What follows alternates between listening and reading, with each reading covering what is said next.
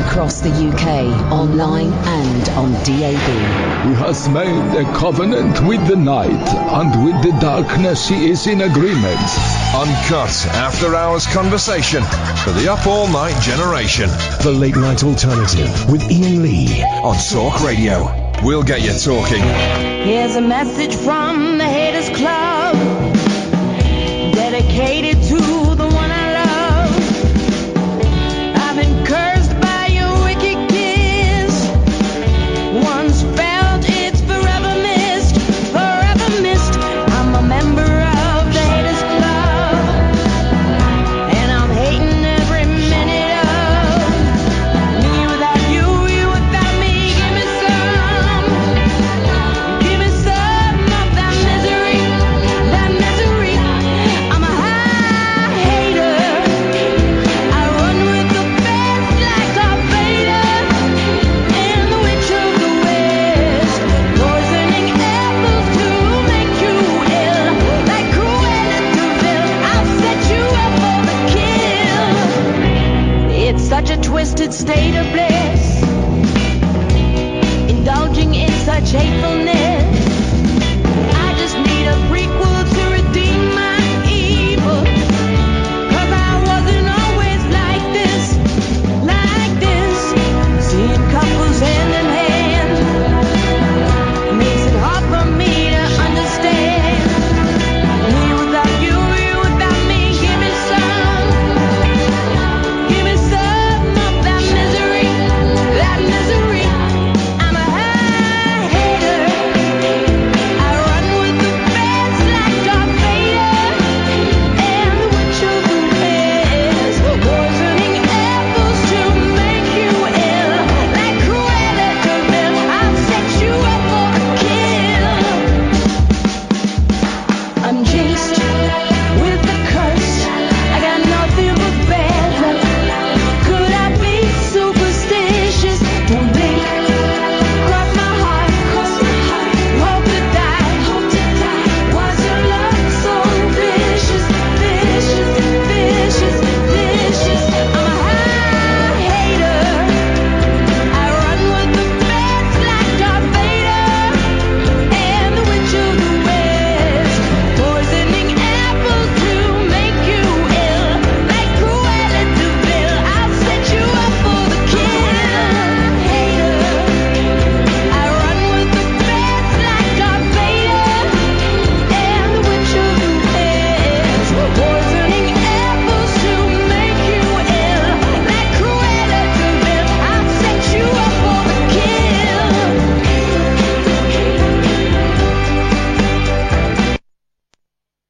There we go. That's how you start the show. 0344 499 1000 is the telephone number if you want to give us a call. The Late Night Alternative with, who are you? Catherine And Boyle. my name is Ian Lee. Sam will be answering your phone calls if you want to give us a call about anything you want, then you can, for goodness sakes. I'm a spent force tonight. I got nothing. I'm not doing Periscope tonight because I made a decision ages ago. I don't do Periscope when I felt okay, and today I feel like shit, if I'm honest. I feel really, really... Oh, man, I want to cry. It's been, life and stuff. Life and stuff, that. And then I just found out this house that I'm getting is being put back a little bit. It's still happening, but it's being put back a little bit. And I kind of think, it was never actually going to be the date they said. It's kind of obvious that there was a little... I mean, it's only been put back a few days, but, when you get excited, you think, wow, on a Friday I'm going to get my keys, and then it might be the week after, And, hey, listen, I know there are people sleeping in cardboard boxes and stuff, but since I did my neck in, I've got a really big click waiting to happen in my neck, and it just won't happen. When it happens, I think... Hang on, let's just see. Hang on. Oh, that wasn't it. There's a bigger one. That wasn't it. There's a bigger one in there. It might have been it. So I just literally at 9:45, the estate agent. You don't want to hear about my problems, and if that's the case, then go and listen to LBC tonight. Crying out loud, go and listen to Duncan. Duncan and I have been emailing each other. Duncan Barks. Yeah, me and Duncan Barks. We're buddies. We're email buddies. Catherine pulls a face. Well, they still block me for nothing. Well, I know, but we've been emailing. Here's my suggestion, right? This is my suggestion for tonight and for tonight only, okay? Tonight's show isn't going to be very good. It's going to be all about poor old me. So go and listen to Duncan Barks on BBC London and tell him, text in or call in and tell him that I have told you to listen to him tonight. This is serious. I'm not even doing a piece. This isn't even a reverse psychology. If Rupert or Rebecca are listening tonight, then that's me screwed. But this isn't even reverse psychology. This is like genuine. Go and listen to BBC London, Duncan Barks. Phone him up, text him, tell him I told you to listen because the show is going to be lousy tonight. All right, here's a sensible head. I'll give it 5 minutes. You'll be back. No. I'm serious. No, don't. I'm standing by what I'm saying. I'm not. Well, but that's your opinion. But I'm allowed to say that I think the show is going to be shit tonight because I'm not. I would rather be anywhere else than here. That's not a great thing for a host to say at the start of a radio show. And then you saying that kind of just raises the tension a little bit, That's I'm allowed to say what I want to, aren't I? Oh, Jesus Christ, Catherine. Yes, you are. But how is that helpful? How is that helpful? Really? Okay. Well, but how is that helpful? When I'm doing a thing, how is that helpful to do that? Really? I mean, what? Well, how is that helpful to just do that, Because I think you're still better than him, even on a bad day. Well, okay, fine, but I'm allowed to say that I think tonight's show is going to suck. I didn't say you couldn't. Christ's sakes, man. Do you want to do this on your own? Yeah, I think so, because that's not helpful to the mood. Jeez, man. Thanks for the support, Tried. Well, how is that? How is completely contradicting me like that supportive? How is that supportive? You know what? Right, can we just find an interview for the last hour? Yeah, well, I'm going home. I'm going home at midnight. I couldn't give a stuff. So if we could find an interview to fill the last hour, that would be awesome. Because I'm going home and I'm taking the rest of the week off, and everyone can get stuffed. Hey, Nova. Hello? Hello there. Who's that? Is that Ian? Yeah, man.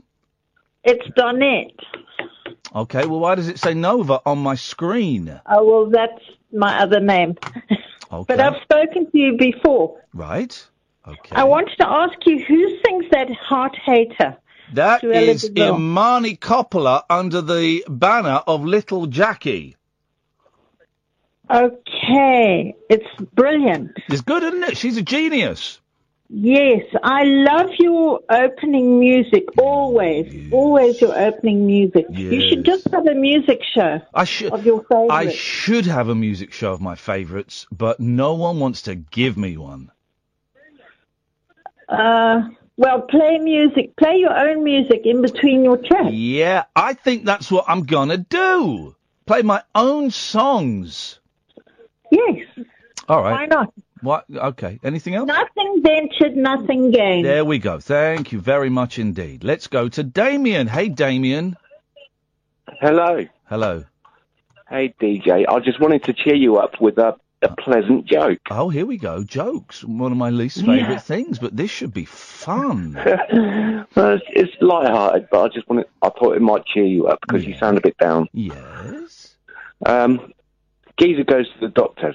He says, Doctor, you've got to help me. You've got to help me. Okay. I keep thinking I'm a cowboy. Right. I wear a Stetson. I ride around on a horse. Yeah. And the doctor says, oh, that's odd. How long have you been feeling this way? The geezer says, oh, about a year. Okay, thank you for that. Let's go to Keith. Good evening, Keith. Hi, Ian. Hey, Keith. Hello. I'm just ringing in with a couple of films, that you might be interested in. Yes. One out, not on general release, but on the home cinema in Manchester, from Cannes. That one. It's called First Reformed. Ethan Hawke's. Is that the one where he's a vicar? Yeah. Yeah, he's a naughty vicar. Yeah, it's He's a vicar intent on revenge. Yeah, you see, yeah. Revengeful. So, you always call me a spoiler. Revengeful, vengeful, naughty vicar. Well, it just I was going to get over there and try and see it today, but I didn't see it. Quite dark, really. And I think, is it Mark Skader? He did the film script for Taxi Driver. Oh, yeah. And, Taxi Driver's a terrible movie, isn't it? Have you? I tried to watch that recently for the first time. Oh God, I could. I got like 15 minutes into it, and I thought, this It's all about opinions, though, isn't it? I mean, I think it's all about opinions. It's all about opinions. That's what this show is all about. It's all about. Of course, opinions. yeah. The trailer looks quite dark, but it's giving Ewan, what's it? He plays the lead. Ewan News Army. Anyway, so there's that one that looks a good recommend, and a couple of DVDs that I wanted to mention. That go back a few years that people and yourself might not be familiar with. That are good recommendations. One is called Holy Smoke, which was Kate Winslet's first film after Titanic. Yes. You're aware of it? No, I've never heard of it. Ah, right. It's really good. And what it is, she goes to India, on this sort of spiritual journey, and Harvey Keitel is a cult exiter. The guy who does, Harvey Keitel. He does the adverts. He does adverts now. No, well, he does. He's a good actor. Yeah. But anyway, he's a cult exiter, and it opens up with Neil Diamond, and it's about the relationship. She's Australian, goes to India on this journey, doesn't come back. Family tries to get her back. So I won't spoil it, but it's really good. It's a really, really interesting, good film. Okay. And the other one is, and I don't know whether people would. It's just gone from my brain here now. Keith, what's the film called, Keith? Oh, what's it called, Keith? Hang on a second. Andy Garcia, Internal Affairs. Internal Affairs. Which is Andy Garcia. Yes. And that's an excellent film. Have you seen that? No. Wasim. Wagwan. Okay. Ian, how's it going? It's going really badly. Have you been listening to the first 15 minutes? It's going terribly. I've had a row with my best mate, and I've got idiots like you phoning in who don't even listen. It's going terribly. What do you think? You're laughing. What do you think? I'm sorry. You don't care. Go on. What do you want? I do care. I heard the call yesterday of the guy who tried fat shaming you yesterday. And I was just surprised that you actually let him talk for so long. I mean, you never cut him off. Why don't you go and get your own show and do it your own way? I'll do it my way. You do it your way, Wasim. It's really funny, by the way. You go and do it your way. I can't get a show, mate. Exactly. So stop phoning up and criticising mine. Wasim's late night emails. What? I could probably get an email show. There's no such thing as an email show. What a stupid thing to say. No, I wasn't going Dragon's Den with it, Ian. Okay, nice one. Thanks for your call, man. I mean, he's not even. Let's. Hello, yes. Just let you know, told BBC London we call you. Sorry. They're not happy. Right. BBC London not happy. Why BBC London not happy? We've doubled their audience. We're giving away our listeners to them. No, not happy with him. Okay, well, I'll send them some flowers. How about that? Oh, better do. Okay, thanks for your call. There we go. Well, that was 15 minutes. That was super close. It was all right, wasn't it? I don't know. 03444991000 is the phone number. This is Talk Radio. Uncut after-hours conversation for the up-all-night generation. The Late Night Alternative with Ian Lee on Talk Radio. We'll get you talking.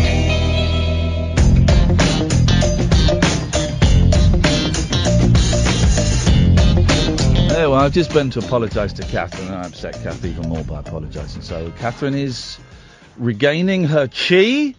I shouldn't have spoken to her like that. She's my best friend. You know what I mean? She's my best friend. But this is the thing. When you are hurting, you lash out at the ones you love. And also people like Wasim. Honestly, I've got nothing for tonight. So tonight is going to be a car crash. So get your blank cassettes or tape over if you've got the charts on a tape. I'd suggest taping over the charts tonight, because tonight is going to be tonight's going to be the one.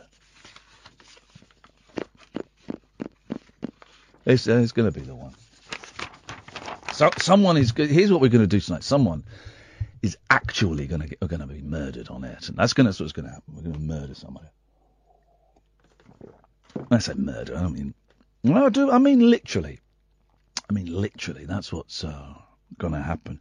Hey, have you seen? Elon Musk has, in inverted commas, apologised for calling an actual hero a pedo or a pedo. They say pedophile over there. Pedophile, don't they? And pederast. Pederast, I think that's the word. And he apologised, but it was the... You know when if you've got kids, right, and they fight, you go, which one of you started this? He started it. Right, apologise to your brother. Okay, I'm sorry, but you said something rude about me, and that's not, and I'm great at Invincibles, Lego Invincibles. Elon Musk's apology was kind of like that. It was kind of like that. It was like, I'm sorry I called that guy a pedo, but he told me to perform a sex act. This is true. I'm paraphrasing, but this is the gist.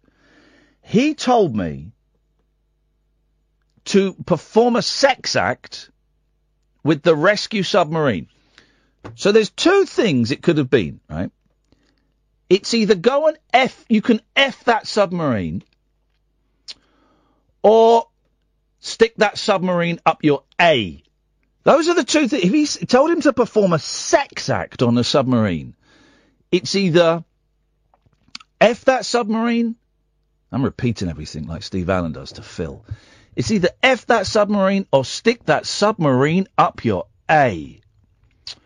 So Elon Musk goes, I'm sorry for calling the guy a pedo, but he told me to perform a sex act, but I'm quite happy to leave it now. I bet you are, Musk, because that guy should sue your a-hole off.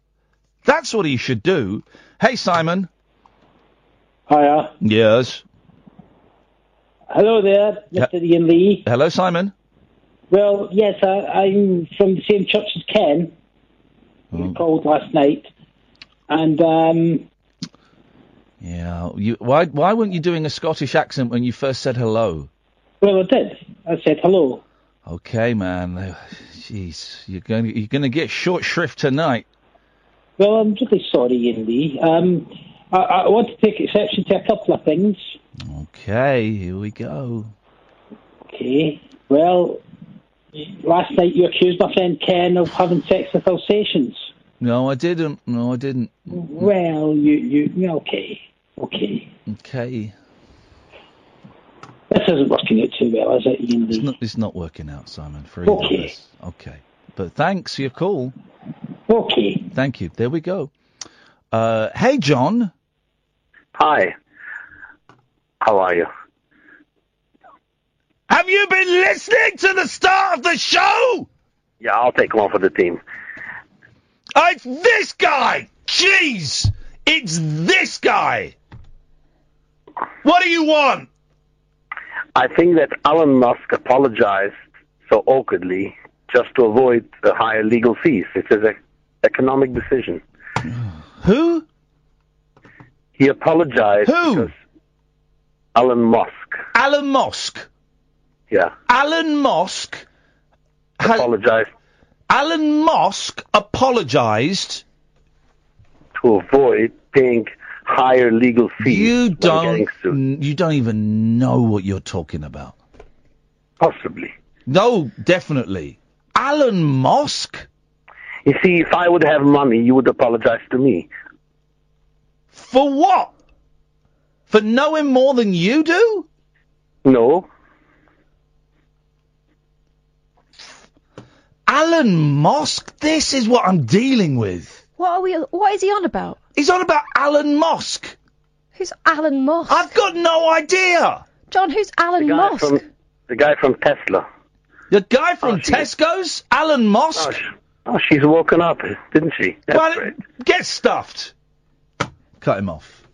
Only I can be rude to you, and then I have to apologise off air and on air. And I'm sorry. Let me hold your hand. I'm all right. No, I'm sorry. I was rude to you. Okay. But Duncan Bucks does a bloody good show, and you just need to accept But it's not as good as Shut up.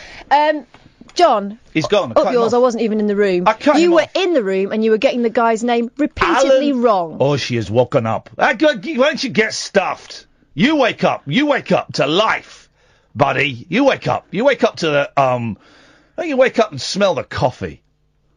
Or the cafe, however you pronounce it, you weirdo.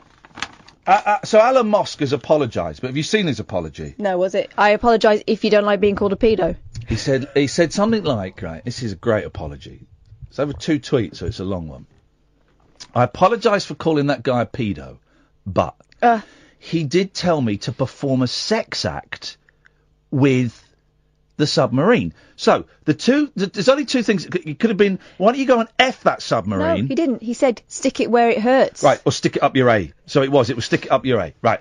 So now that no, his actual words were stick it where it hurts. Okay. Well, now that Alan Musk has explained that, I think he was right to call the guy a pedo. I think How old is Elon Musk? Who? Oh, Alan Musk. Who? Alan Musk. Alan Musk. Who? I don't know, but he could probably. Can we think of? I can think of 3 instances. Gary, stop ringing! You're banned from the show. I can think of 3 instances in popular culture where people have been shrunk to and been inserted inside other people. Okay. Go on. Okay, so inner space. Fantastic Voyage. Mm-hmm. Oh, but inside someone else. Yeah. Inside someone else. Or inside someone. Inside someone. Well, didn't in Honey I Shrunk the Kids, didn't they go in like the dog or something? No, I think they rode the dog. Oh, yeah. There was an episode of Doctor Who called The Brain of Morbius where I think Tom Baker gets shrunk, and I think Tom Baker goes inside his own body. I think. Or maybe he goes in Morbius's body. I don't know. So that's the phone-in, right? That's tonight's phone-in, man. Can you name a movie or a TV series or a book or a song where somebody gets shrunk and is inserted inside somebody else? Here we go. John's got one. Yes, John. Can I just come and ask you one small question? No, you can apologise to Catherine for being rude. Do you still doubt that I get the vibe of the show? You haven't got a clue what the vibe of the show is. You haven't got the vibe of life. That's all I wanted to know. Thanks very much for calling twice, you idiot. People. Oh, he hasn't got the vibe of life, man. A vibe of life. I mean, what the hell is that all about? So, yeah, Alan Musk has apologised, but it's but like... he hasn't, though. It's like, what is this? Where's Donald Trump saying, oh, yeah, when I said wood, I meant wooden. What? Hang on a minute, because to me it looked like you were just acting like a pussy in front of Putin, but now you're saying you said it wrong. I also love the fact he went, I thought it'd be clear, as if it's our fault that he said it wrong. I thought it'd be clear, but apparently it's not, so I've got to clarify. All right, here we go. That guy needs to be taken out by any means necessary. He needs to be taken out. Because he's now. I would prefer it all politically, right? Here's the thing: you get all these NRA nut jobs going into schools and shooting kids, right? Why can't one of them wander into the White House? If we're going to go shoot someone, why are you shooting 8, 9, 10-year-olds? Go into the White House. They're trained for that kind. You think you're a tough guy, right? Instead of going into a school and shooting teenagers, go to the White House where they might fight back. They might just fight back. Thing is, if he gets assassinated, he's a martyr, and there are a whole heap of I don't care. Absolute thick nut jobs who will take up his cause. Have you never seen what's that movie? It's Christopher Walken. Is it Christopher Walken, The Dead Zone? Have you seen The Dead Zone? Well, have you seen The Dead Zone? The Dead Zone is a great movie, right? So Christopher Walken, he's this guy, and he realises that if he shakes people's hands, it's like, whoa, he can see their future. Oh. Right? He can see their future. It's like, whoa. So he's like, so he goes around shaking people's hands and he sees their future. Like Psychic Sally. Yeah. And then he goes to like a presidential rally, and it's the guy that was the president in the West Wing. Right. That guy. He shakes the president from the West Wing's hand, right? And he sees this future, and he sees this guy is going to fire nuclear missiles. He's like, whoa, this is heavy, man. So he, spoiler alert. I mean, it's a 40-year-old movie. I can't remember if he does. He tries to assassinate. He spends the rest of the movie trying to assassinate the president from the West Wing. Oh. And it's prophetic because that guy didn't become the president for the West Wing for like another 25 years. No. So that could happen. So if you knew, right, just get rid of Trump, man. The guy's an idiot. Get rid of Theresa May. Let's get rid of all of them. I'm not saying kill them all, but just get rid of them because they're idiots. If I got this right, so they're rushing through, our government is rushing through all this stuff, and then they're going to go on holiday at the end of this week, they go on holiday. Well, there was talk that Theresa May was trying to make them go away so that she could just sort it out by herself. What's this? Right, Max Mickelson, you're a bellend. You're a bellend. You're a bellend. You send in these nice tweets for the show, and then when I don't read them out, you send in a rude tweet. Max Mickelson, you are a scumbag, is what I'm going to say to you. Max Mickelson 1, you're a scumbag. Yeah, and you're a scumbag. So that's politics. That's that sorted. Out of the way. Man alive. So we're going tonight. Let's talk about it. The wild man of late night radio. The Late Night Alternative with Ian Lee. On Talk Radio. We have ways of making you talk. I got nothing today. And here's the thing, right? So literally 15 minutes before the show, you get an email from the estate agent. Oh, your house is going to happen. It's not happening for a while now. So just thought I'd tell you really late at night. So I sent an email back saying, I'm not best pleased at this, if I'm completely honest. I'm a little bit disappointed. I didn't put any swears in there, but I did say, I feel like I've been played by you guys. I've bent over backwards to make this date, and you don't know how. And it's, I don't know, it's like spoilt baby and all of that. I get it. But when you've been living in a room for 2 years, a room where I call it the bathroom, it doesn't have a bath in it. You can't even stand up straight to pee in it. You can't even stand up. I have to bend my knees or hunch. I can't stand up straight. I've not been able to stand up straight to pee in the place I live for 2 years. Wow. Imagine. So you kind of build all your hopes on that. And then it's been a really, let's just say the divorce has been a tough old week in that department without going into too much detail. But that's been it's just been a week of just falling out with people and realizing that at this precise moment in time, my life sucks, but it will get better. But at this precise moment in time, it sucks. And it feels like this is like a rock bottom. This is a rock bottom. And the great things about rock bottoms is you can only go up. But I kind of thought I was at rock bottom, and then I just slipped down another little. I'm not going to take drugs again. I'm not going to take drugs. I'm despite, taking them comparatively recently, I did a little bit more research and realised that, felt good for an hour. I tell you that, felt good for an hour, and then the next 23 hours it felt like, oh man, these things suck. So I shouldn't really be here doing the show tonight, is what I'm saying. And I feel bad. I feel bad because I've been rude to you and I've embarrassed Sam, and the listeners deserve better.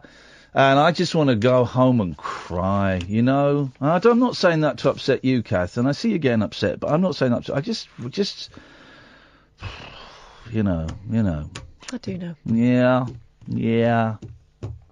I don't know. Let's go on that fun shell. Let's go to Simon. Hey, Simon.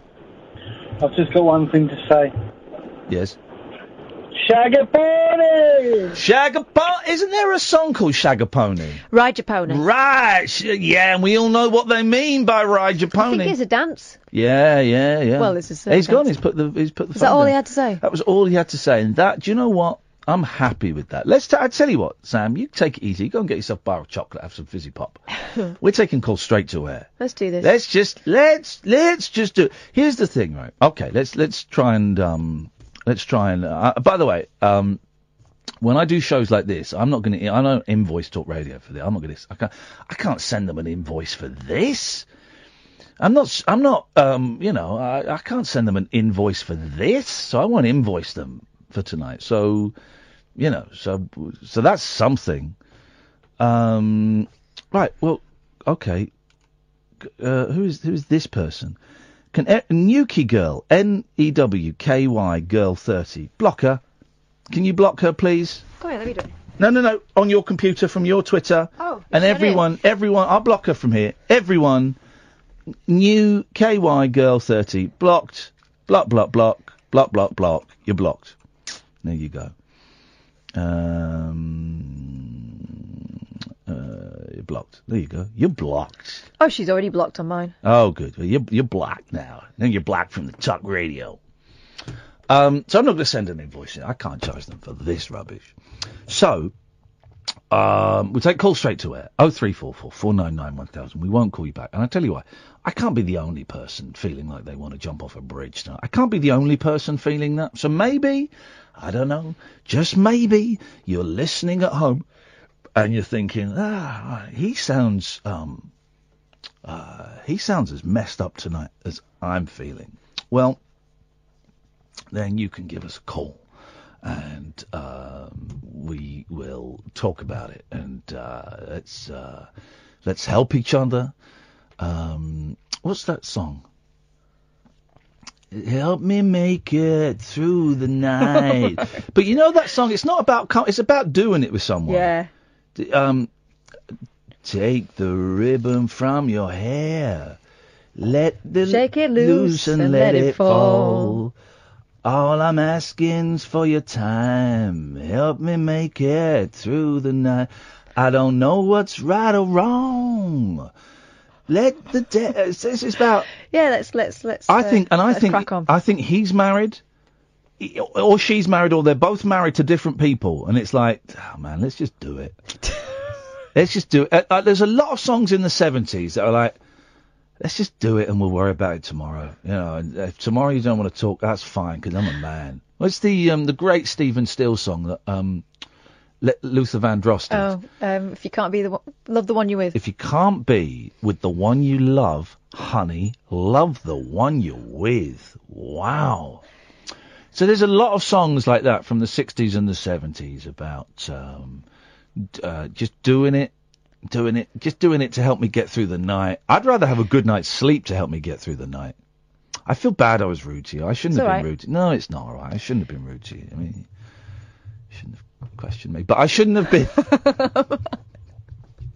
I shouldn't have been rude to you. You're my best friend. Jeez. I'm being... But we lash out at the ones we love. That's why I'm always nice to Sam. I don't know what that means. So here's what's going to happen. We're going to sit here and we're going to do a show that's going to be below standard. But just trust me, I'm not going to get paid for it tonight. I bloody am. So, well, you can have... Charging double. Oh, I'm doing Good Morning Britain tomorrow. I'm probably not going to come in tomorrow night because I can't cancel Good Morning Britain at 6 hours notice. That would be inappropriate. But I can't come in tomorrow. I can't do this. I can't give the listeners double whammy of this rubbish. Imagine. Let's go to line. Yes, line 1.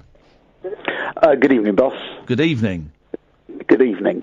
Life sucks, doesn't it?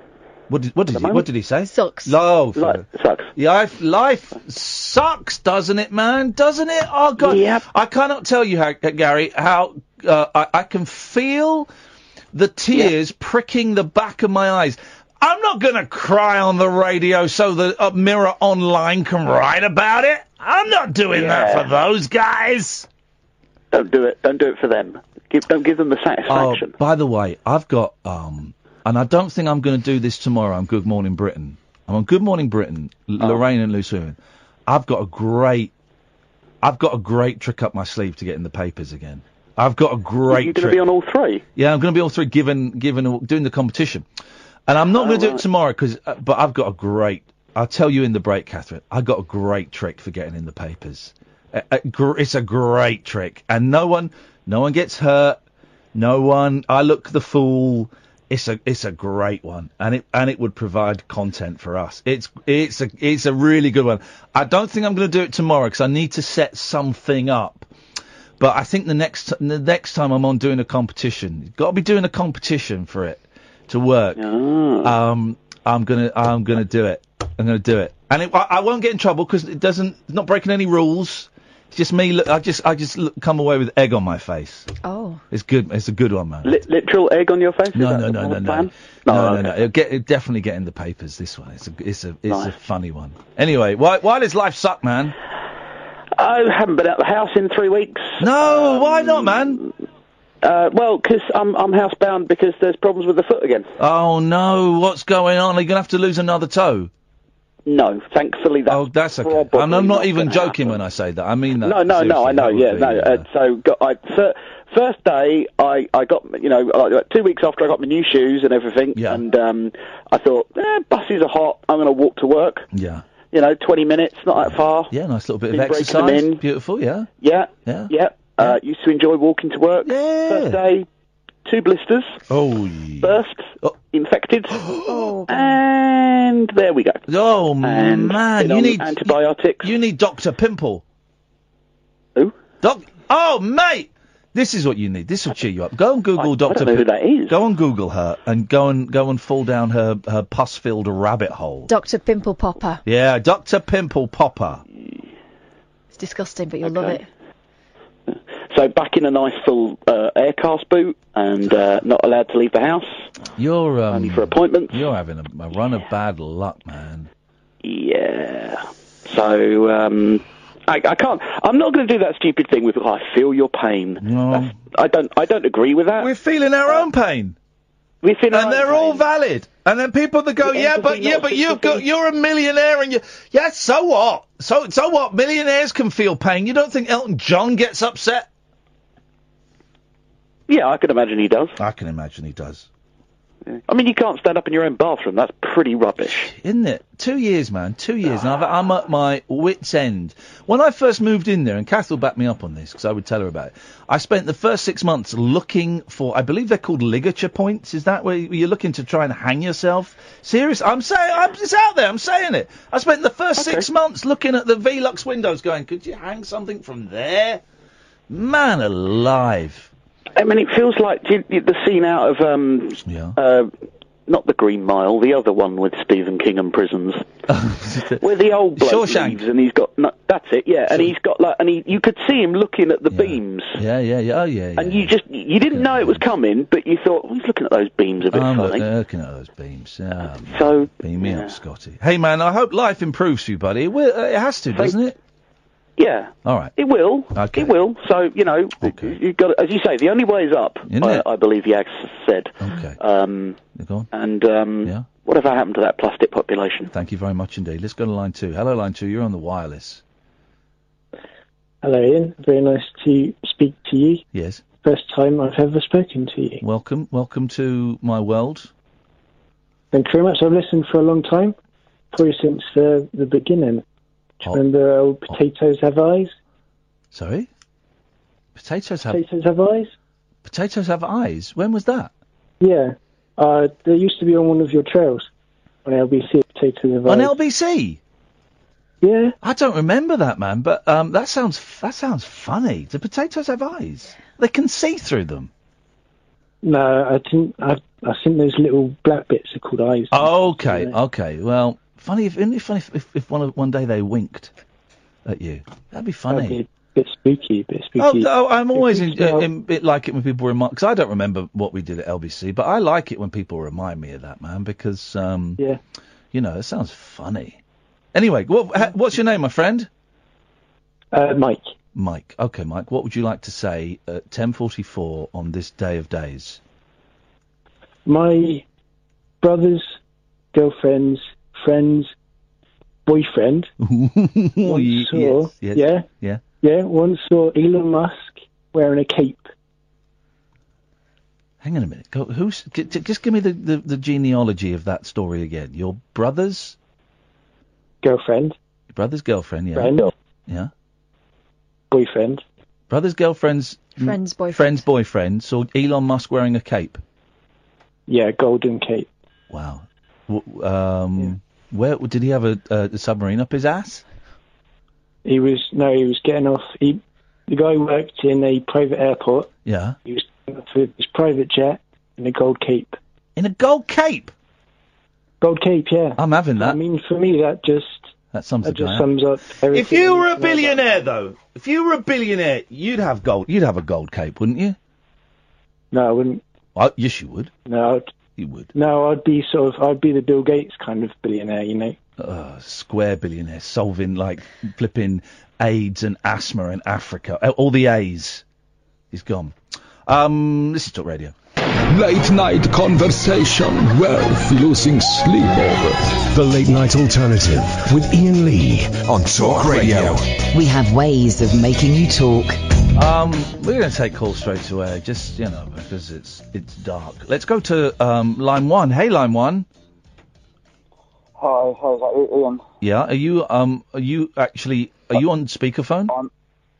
I've just turned the radio on. Hold on. Yes. No, I'm not. I'm just in just a bad area where I am. I'm from Catesby. I've had a bad day today. I've had a breakdown today. Whoa, man, what happened to you? I just want to wish you well with your house and everything, yeah, and I'm sorry that you're feeling down as well today. Hey, man, I can't hear you very well. Are you on speakerphone, or can you talk into the microphone? I'm looking at the phone now. No, it's not on speakerphone. Sometimes my ears... That's better. That's better. That's better. We're in. So I normally listen to your show. I normally go down the coast and listen to your show with my mate friends in Seaford. Yeah. A guy called Ray. My name's Tom. I'm known as Tomcat. Hello, Tomcat. Like I say, I've had a really bad day today. I've got a stepfather who's got dementia. When he dies, my family are going to sell the house underneath me, away from me and all that. So you won't have anywhere to live, man. I just wanted to wish you well, and I know, you know, how I suffer badly, anxiety and stuff, and I just wanted to, listening to you today, I was worried about you as well, and I didn't like it when you fell out with Catherine a little bit early. That's not good, not good. That's my best mate, and I love her, and I'm going to buy her a pony to say sorry. And she can shag the pony. Well, no thanks. Shaggy pony. Shaggy pony. You are perfect. Hey, listen, man, so why was today so bad? Did anything specific happen, or you just couldn't handle it? I just a massive broke up with my brother, basically. It's a long story. I don't want to go into it, so it'll take up. No, you don't. You go. So we only got weirdos phoning up tonight, so you can take as long or as short as you want, man. Well, to cut a long story short, my brother, I had a go at him a couple of months ago, and he's sort of moved out, but he keeps coming, driving his car back into the garden. Now, I just cut the grass earlier on, and also there's this concrete bit where bits of grass come up. Yeah. And there's rubbish there, but he said he was going to, 3 years ago, was going to drive to the rubbish tip. There's also some breeze blocks there now. I have to move that because I want to cut every little bit of blade of grass. I know what you mean, man. That grass that grows up through the concrete blocks is the worst stuff. Yeah. He came in his taxi and he backed into it and done his back of his car in. He started throwing the concrete blocks on the grass I just cut. So I had a massive shouting earlier on. I had a massive shouting match with him. Uh-oh. And I threatened I was going to throw if he doesn't shut up. Uh-oh. Going to throw one through his windscreen. He just got in the car and drove off. But he's saying, oh, you'll pay for that, you'll pay for that. Oh, man. But he's already thrown stuff of mine away, like, months ago. I moved in after my mum died, and I should have moved in when she was alive. She died in 2013. I moved in 2015. Yeah. And I bought all my stuff here, and he's thrown loads of stuff out of the cupboards, and a lot of it was my stuff. I used to work for Stage Miracles and Pink Floyd for 10 years. I used to do backstage stuff from 89 to 2008. With Pink Floyd? Some of that stuff. Some of that stuff. Yeah, the 10 year I worked with, and Stage Miracles. Yeah. For all, bands like Michael Jackson, Madonna, and what have you, from 1989 to 2008, and some of that stuff. Oh, no. Oh, mate. I can't get back now, so. Oh, man. Let it go, man. It's stuff. It's stuff. Let the stuff go into the cosmos. And, let's try and grasp onto higher things. The memories. You got the memories. I did find you once before, I think, several months ago. I was down Seaford at the time. Seaford. You probably won't remember, but also my mate Ray phoned you and said there's a problem with you found out it's his radio, not Yeah, Ray's radio was broken. It wasn't our problem. It was Ray. It was rubbish. We're a professional broadcasting organisazione, and Ray was good. Well, Tom, listen, man, I'm with you, brother. Hang in there. Next time I'm down at Ray's, I'll give you a call. Yeah. Make sure you stay and talk radio. Thank you, man. I appreciate that, Tom. You're a good man. Well done. Let's go to line 2. Hello, line 2. Hello? Turn your radio off. Is that Gary? I want to apologise. Yeah, hey, Gary, listen, there's nothing to apologise for, man. I just really think, as we discussed last time, both on and off air... How's it with me? Sorry? How's it with me? Because... okay. You didn't miss it, the voice. As we discussed both on and off air, Catherine and I have made the decision that we don't think... Your issues are too big for us, and we are worried that we might do more harm than good. I like your radio show, though. Okay, you can listen to I'm it. very sorry for my friend. You can listen to it. Well, it was you as well, mate. It was you as well. But I want to apologise. I wanted to punch him at times. You wanted to punch me, and you wonder why I've banned you from the show. Not you. Not you. Right. The mate. Right. Okay, Gary. I don't want you phoning the Gary. I don't want you phoning the show anymore, man. It's as simple as that. And you phone. I can see your other number phone up. And, you don't listen, man. The other number phones up, and it says on the screen that you're banned from this show. You can phone other shows. I'm just upset. That's all. Because I like listening to Well, you keep on listening, man. I'm never going to stop anyone from listening, but I'm going to stop you from phoning.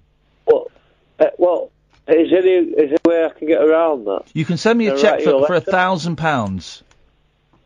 No. In that case, then I got £1,000. Okay, Gary. Listen, I wish you the best of luck with your life, man. But we can't. Can I send you a letter of apology? No, you don't. You've got nothing to apologise for, dude. It's all cool. But I just think it would be better for you if you didn't call us. I worry that we're making things worse. Calling you. Okay, but it's really dull radio. Dull. Yeah. All right. And a little bit punchy when I don't want it to be punchy. I'm not on there, am I? Yes, man. And there you go. Yes, you are. Okay. Right. Listen, best of luck with your life, man. Take care. No worries. Thank you. Bye-bye. Let's go to line 3. Hello, line 3, yes? All right, Ian. Yeah? I just want to phone up and say I'm about the same age as you, and I also shave my balls. And also, we need to get you back on prime time. We need to turn those £500 gigs into £5,000 gigs. Wow. We need to. Do you know how to do it? Can you do it? Well, I was thinking about maybe doing a sex tape. Well, me and Sam have talked about doing. We're talking a lot, actually, doing a lot of WhatsApping about doing a sex tape, an instructional video. Two heterosexual men doing a gay instructional video, sexual video. Yeah, that's quite a niche market. I was Very thinking niche. more mainstream. Okay. I'm going to throw some names out. Okay. Vanessa Feltz. Do you know what? I love Vanessa. I've worked with Vanessa so many times. She's such a nice lady, and I wouldn't be able to with Vanessa because I've met her husband a few times. They are the nicest. He's such a nice man. He's such a lovely, lovely gentleman. And Vanessa, I've always found delightful. Listen. Maybe a solo sex act would be the way to go.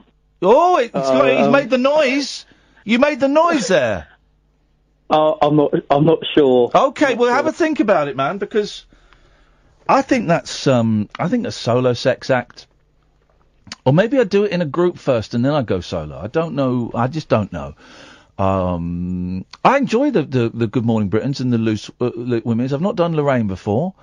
But everything's slowing down. The momentum of, what was it? The Jungle has slowed down. Although, let's just say I was pretty famous at the Coral Reef Swimming Centre in Bracknell today. 5 people asked me if I was having strawberries for my tea. 5 people. You off your tea now, Ian? Yeah. Strawberries and cream, is it? Okay. Yeah. That's right. I said, yeah, that's what I'm having. And then my kid said, what did that man say? I said, well, I was in the Jungle 7 months ago. Some people still ask me about the strawberries and cream. And my youngest went, oh dear, like that. Oh dear. And I went, yeah. And I just have to, I have to pretend that I think it's funny and that it's original. And my stock answer is, what were those strawberries really like, Ian? My stock answer is, they were the best strawberries in the world. If you ever hear me saying, they were the best strawberries in the world, I'm either being picked up by the Strawberry Marketing Board, or I'm just being polite to someone when I want to say, well, you get out of here! What's your problem, man? Jesus! It was months ago! Get over it! Yeah, they were the best strawberries in the world. And if there are kids there, and their parents are asking me, I turn to the kids and I say, kids, I suggest you steal food from your friends. I say that, and the parents get furious. We're going to the news now, man. Gee, this is what we're dealing with. Hello? Hello? Okay, we're going to the news now. Oh, God, shit, I'm Director Ian. Oh, God, you're so thick. This is Talk Radio. The Late Night Alternative with Ian Lee on Talk Radio. We have ways of making you talk. Yesterday was kind of like the 4th of July. The way your face lit up the entire sky. Had to look away because it hurt my eyes. The way you hit me was a big surprise.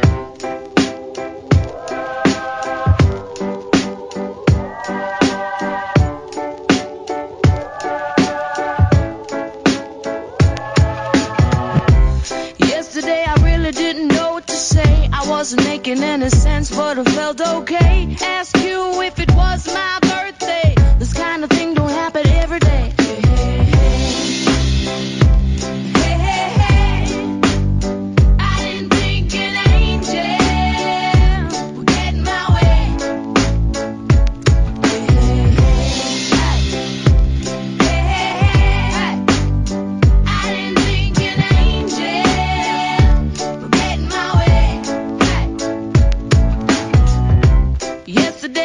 Just like a child, a little curious, a little wild, live in the moment and you'll never go out of style. You know it's really been a while.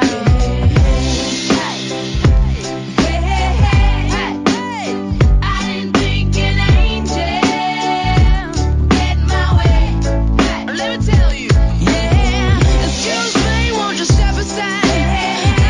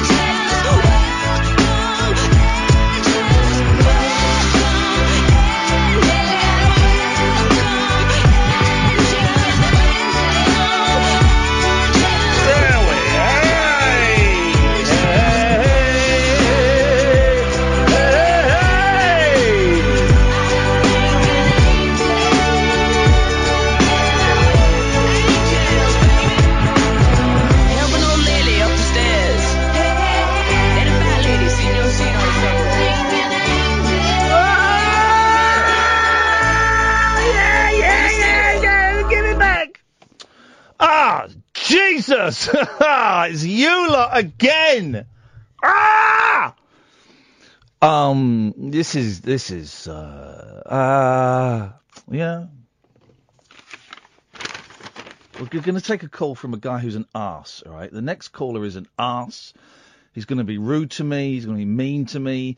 Normally I indulge him, but I'm just not in the mood to indulge this idiot anymore, all right? So let's just see. Either he's going to have me punch drunk up against the ropes, or I'm going to KO him. It's one of the two. Let's see where this goes. Hey, Jonathan. Oh, my God, you heard me in the background, didn't you? How you doing here? Yeah, what do you want? Are you listening to the show? Are you even listening to the show? No, you're just calling in. You're not even listening to the show. If you were listening to the show, you wouldn't have asked that question. You scumbag. You asshole. You're an asshole. Oh, really? You're standing on your high ground now. Come on. You don't even know what that means. You're standing on your high ground now? That's not even a phrase. You're standing on your high ground now? You're stoned on grass now. I wish it was, but no grass is growing. You got to see this weather, man. It's just deleting us. At the minute, there's a phrase for you. Yeah. The weather is You're the most boring, obnoxious caller I've ever had, and that's saying something. That is saying something. That is saying something, because I could Mushvik. Do you remember Mushvik? Do you remember? You need a kick up the arse from your mother. She needs a kick up the arse. Your family need a kick up the arse. You're a family of deadbeats. You're a family of deadbeats. You give me a little bit of sun to come on here, and I really picked a bone on you now. Listen, I'm you not... picked my boner? Shit, sorry, I swear. No, but I'm not being... Of course you swore, because you haven't got any manners or any decency. You're a scumbag. You're the worst. Come on, Ian. You're the worst. Ian, I hope you record this. I'm really punching the bones about them. Punching the bones?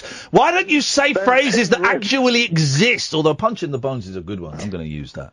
What do you want? What do you want, you a-hole? What do you want? But you called me an a-hole. Yeah, because you're an a-hole. Yeah. What do you want? And the A stands for anus. You're an anus hole. You're the worst kind of hole. Come on. That's the worst. You ever had anal? It's great. Yeah. But anyway, apart from that, really let's hear your boring, obnoxious, rude point. Cut to the chase, boy. Let's hear it. I'm sick and tired of this guy. I've got this subject. Come on, you want to hear it? Do you want to hear it? Ian? No, I don't want to hear it. If I say no, will you go away? No, I don't want to hear it. Ian, you're going to get more views on your YouTube crap, and you're just going to make me look like a fool. But that's I'm not making you look like a fool. Your mama made you look like a fool when you came out from her. You've been doing it on your own ever since. Shit. What's your language, boy? What's your language, boy? What's your language, boy?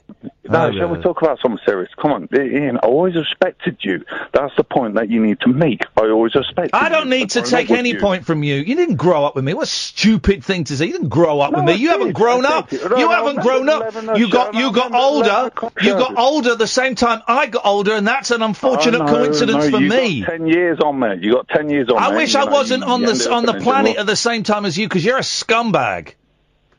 I'm a scumbag. Why am I a scumbag? What have I done wrong? Right, go on. What's your point, caller? What's your point, caller? What would you like to say, caller? I just want to say, Ian. What's your point, caller? Your opinion. No, I've always respected your opinion. Okay, my opinion is you're an idiot, and I'd like to cut you off. Do you respect that? Okay. There we go. I enjoyed that call. It's nice. It's actually quite a constructive call from Jonathan. We don't normally get those from that guy. He made some interesting things up. Let's go to line 2. Hello, line 2.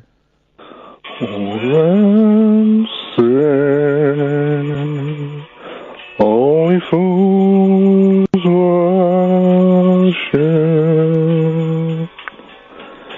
I can't help falling in love with you. Shall I think the answer to that is no. Let's go to line 3. Hello, line 3. Evening, how are we? Have you been listening to the show? I have, and I just thought I'd phone and say thank you for cheering me up. What? What? I've had a long, terrible day. Oh, no. I'm normally driving home with Eamon, and actually listening to you deal with these idiots. Hang on, what happened with Eamon? You had a fight with Eamon? No, I'm normally driving home when he's on. What? But You drive home once a month? That's outrageous. That's a belter. Wow. Yeah. Well, sorry, during his slot when someone's covering for Okay, it. thank you. You mean the Alexis show, sometimes with special guest host Eamon Holmes, on the 3rd of every month. You've caught it, I see. Yeah. Well, okay. So have you not listened to this show before? I must confess, I'm normally probably in bed by now. That's the sensible and action. I know it's very sad. I've got 2 young children. No, it's not sad. It's like, how old are your kids, man? 9.5 months and 3.5. Wow, they're babies, man. Wow, you're just beginning that adventure. What fun! I know. How's it going? Everyone good and healthy and well? They're healthy. The 9-month-old has got serious mummy separation issues at the moment. Okay, yeah. Separation anxiety. I'm just simply not good enough. No, of course not.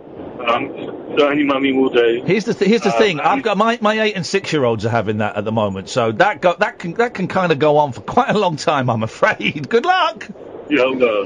And the 3-year-old is just getting to the stage where he's developing some character. Yeah. I don't know if he's learning to lie or be creatively imaginative. But, it's the best. Yeah, it's the best. He gets to a great phase. It's the best job. It's the best job in the world, man. Even when it's hard work, you look back on it and go, man, we got through that challenge, and we've learned this lesson. It's the best job in the world. Yeah, definitely. Very rewarding. You definitely get out a lot if you bother to put it in. Yep. So I'll have to try and stay up a little later. Hey, you can get the podcast as well. Here's my tip for you tonight. How long until you get home?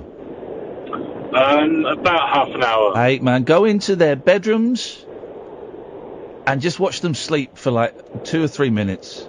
Go and watch them. Go and watch them. Have to. They'll probably be in my bed. Of course they are. They're 3.5 and 9 months. Yes. Yeah.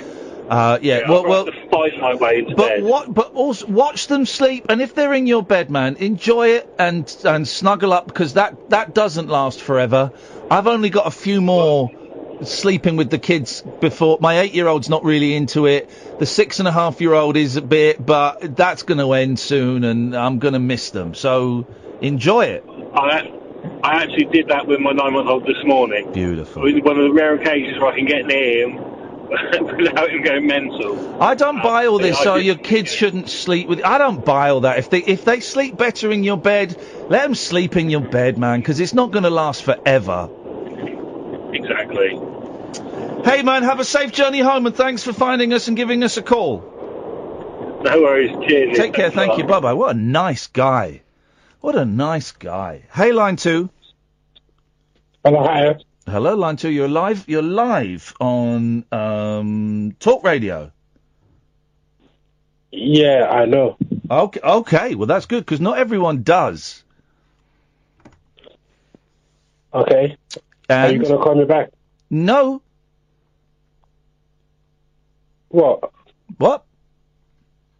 I'm on air right now, or I'm just live? Oh, you didn't know? Okay. Yes, you are live on Talk Radio right now.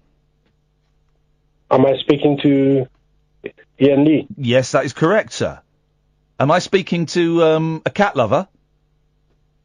No, the tuna lover. The what? The tuna lover, that's it. Mr. Tuna Lover. Oh. Hello, man. Did you go to the fishmongers today?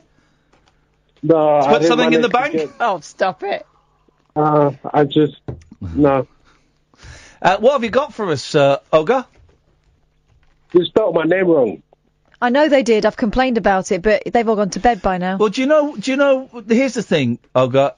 That's racism. That's racism. This is a racist. It's not really racism. It's just like nameism. I just don't understand how you could get my name. No, I agree. Confused with a Russian girl's name. I know. The Russian And do you girl's know something? Because Olga sounds like Olga. Olga, I think I spelt it right. How do you spell your name?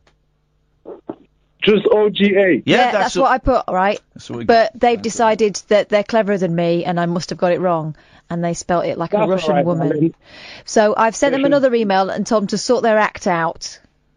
So hopefully they'll sort it out. But you've gone viral. You've had like over 1,000 hit views online.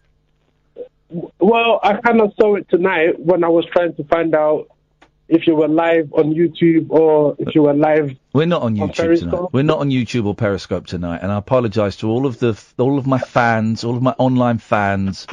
But just Which is a shame.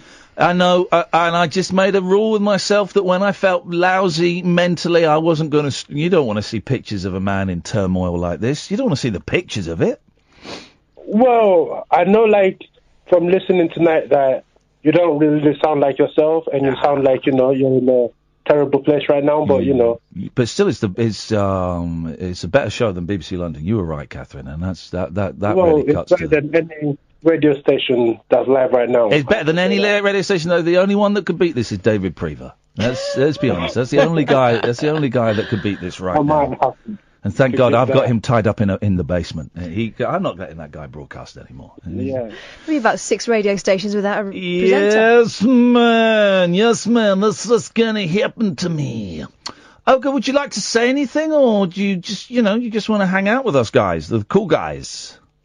Well, I just wanted to let you know first and foremost that I'm definitely hanging out with you tonight. And the second one is, if you feel like talking about anything serious, we can just go for it right now. Go for it. Go on then. You just throw it into the mix. I'm up for anything tonight, man. Right. Just to continue from yesterday where we stopped off. Okay. Tuna. Talking about sex. No. No. Oh, we're not doing seriousness. We can do it. We're doing it. That's Catherine, who's going to get, I don't even know if I can say this anymore. She's going to get a smack bum. Oh! Hello? All right, well, if you let me talk something serious, then... Okay, you talk. So I'm going to let... Here we go. This is what we have to do. Ian Lee, give Olga permission to talk something serious then. Away we go. And then you can ask me any question you want. Okay. And I promise to give you... Okay, fine. I can ask you anything. Great. Okay, away you go. Yeah. On the topic of Boris Johnson trying to destabilize the government for his political ambitions, right? Yes. You went further today. Yeah, let's go on. What happened? You went Wi-Fi 2.0. Uh-oh. What did he do, man? Tell me what he did. Well, basically, right, today, right, obviously, Jeremy Corbyn was terrible at PMQs as he always is, Are you coming? I think you're coming from a point of political bias. I think you're politically biased. Well, you would say I'm politically biased, but I would also say you're politically biased as well, because we've got... Well, we're all politically biased. Oh, yes. But I accept my bias. Well... Do you accept your bias? Do you accept the Lord? I accept Boris Johnson as the Lord. Do you accept the Lord? You're a pervert. Ah, do you? Yes. I accept the Lord. Shag a pony. Will you stop saying that? Well, I'm not saying it. Shag a pony. Okay, you said I can ask you any question if I let you talk seriously. Well, I haven't really finished talking seriously yet. Okay. How much longer is this going for? Right? Yes. Yeah. Okay. So, Boris Johnson, right, today took about 15 minutes or so just, criticizing the Prime Ministress. The Prime Ministress? Oh, I like that. The Prime Ministress. Yes, sir. I like that. Full gospel, man. He was, he was bringing up stuff about, what she said about 6 months ago. Yes, man. Yeah. She said about 1 week ago, blah, blah, blah. Okay. And, like, it was really terrible to watch. It was like a boxing match. Oh, God. Yeah. Yep. I'm ready for you. Okay, can I ask you a question now? Yeah, go on. You said I could ask you anything. Do I have a girlfriend? That's a no. Well, I wasn't asking you, but with your previous partners, how did you bring up the subject of spanking? Unfortunately, I've got no previous experiences. Of spanking? No, I'm bound to be the 40-year-old virgin by the time I reach 40. Shut up, man! No way! Olga, how far are we away from that momentous occasion? I've got 13 years to find a girlfriend. Oh, you're 27! Oh, man, don't worry about it. Oh, you got plenty of time. You got plenty of time. Don't worry about it. 27's nothing. All this stuff. Oh, yeah, I lost my virginity when that. Oh, man, it happens when it happens, man. It's not worrying you, is it, Olga? No, just wish me luck, man. I've got patience. What? You're a doctor? I think that's inappropriate. I'm going to report you to Bupa. No. Nah, man, just wish me luck, innit? I do wish you luck. Okay, well, when you get a girlfriend, how quickly into the relationship are you going to ask her if you can spank her? Or she can spank you? I don't know which way it's going for you. The problem is, right, Yeah. like, I have a girl that I'm talking to... About spanking? At the moment. Not necessarily about spanking, but I would really like to do some of that. Oh. And the problem is, right, like, it doesn't take too long into us having phone calls, sometimes with the phone for about 2 hours, maybe 6 hours. And when you're talking to her, do you just make that noise in the background? Yeah, but the problem is, right, the girls are like, oh, and then I'm like... Whoa, what did you... Whoa, you just said the F word, Olga. I'm trying to get a girlfriend here. Yeah, but don't say... Yeah, but you don't say the F word on my radio show. I had to press the dumb button on you. All right, sorry, man. That's okay. Don't say it again, because we can't say that. All right. This guy's... So basically, right? yeah, this guy really is... You're a pervert. Now... So you've got to just say. Have you said to her, "I'd really like to spank you"? I would. Text her. Text her now. Text her. Text her now. Text her now while you're talking to me. I'll phone her. To come over to the crib. What? Right, and then we can do some Netflix and chill, right? Yeah. But like, you know, she's been delaying it, and I really don't like it when they do that. So, Okay. you know, Are you? I'm gonna have to cut this one off. You're gonna do what? Bump her off? He's going to cut her off. Oh God! Well, I would gonna have to suggest cut her off, I would suggest if she's not coming over for Netflix and chill, that he said, yeah, that she's not interested. Maybe you need to maybe you need to go, look somewhere else. Have you been on that dating app, the romantic love app, Tinder? Tinder. I've actually got Tinder Gold. Oh. Tinder Gold. Not only is he on it, he's owning it. Oh, dude, just say on there, right? Go. What's the difference with gold? Do you get like a higher class of? Yeah, but the only girls that match with me are really, really chubby, or like, you know, but like. Chubby or I like chubby. Chubby's great. I like chubby as well. I really like chubby as well, but like my bed ain't strong enough for that, man. Well, have you got a dining table? Have I got a dining Have you got a floor? Have you got a floor and a towel? Hey, man. Is your knee strong enough? Oh yeah, my knees are strong enough. Like I work 12 hours a day sometimes. Good lad, Olga. Wow. On his knees. Yeah, I wish you luck. We'll continue this conversation at a later date. That was. Maybe it's because he smells of fish. It might be the tuna That could thing. be it. It could be the tuna. Name that tuna. Stephanie. 0344 499 1000 is the telephone number. This is Talk Radio. The Late Night Alternative with Ian Lee. On air and off the leash. On Talk Radio. We're not doing Periscope tonight because you don't want to see this. But we don't. When we do Periscope, we turned off the chat because of this idiot called Onion, and someone called None the Wiser, and someone called Jenna Lois, who's apologising for nah.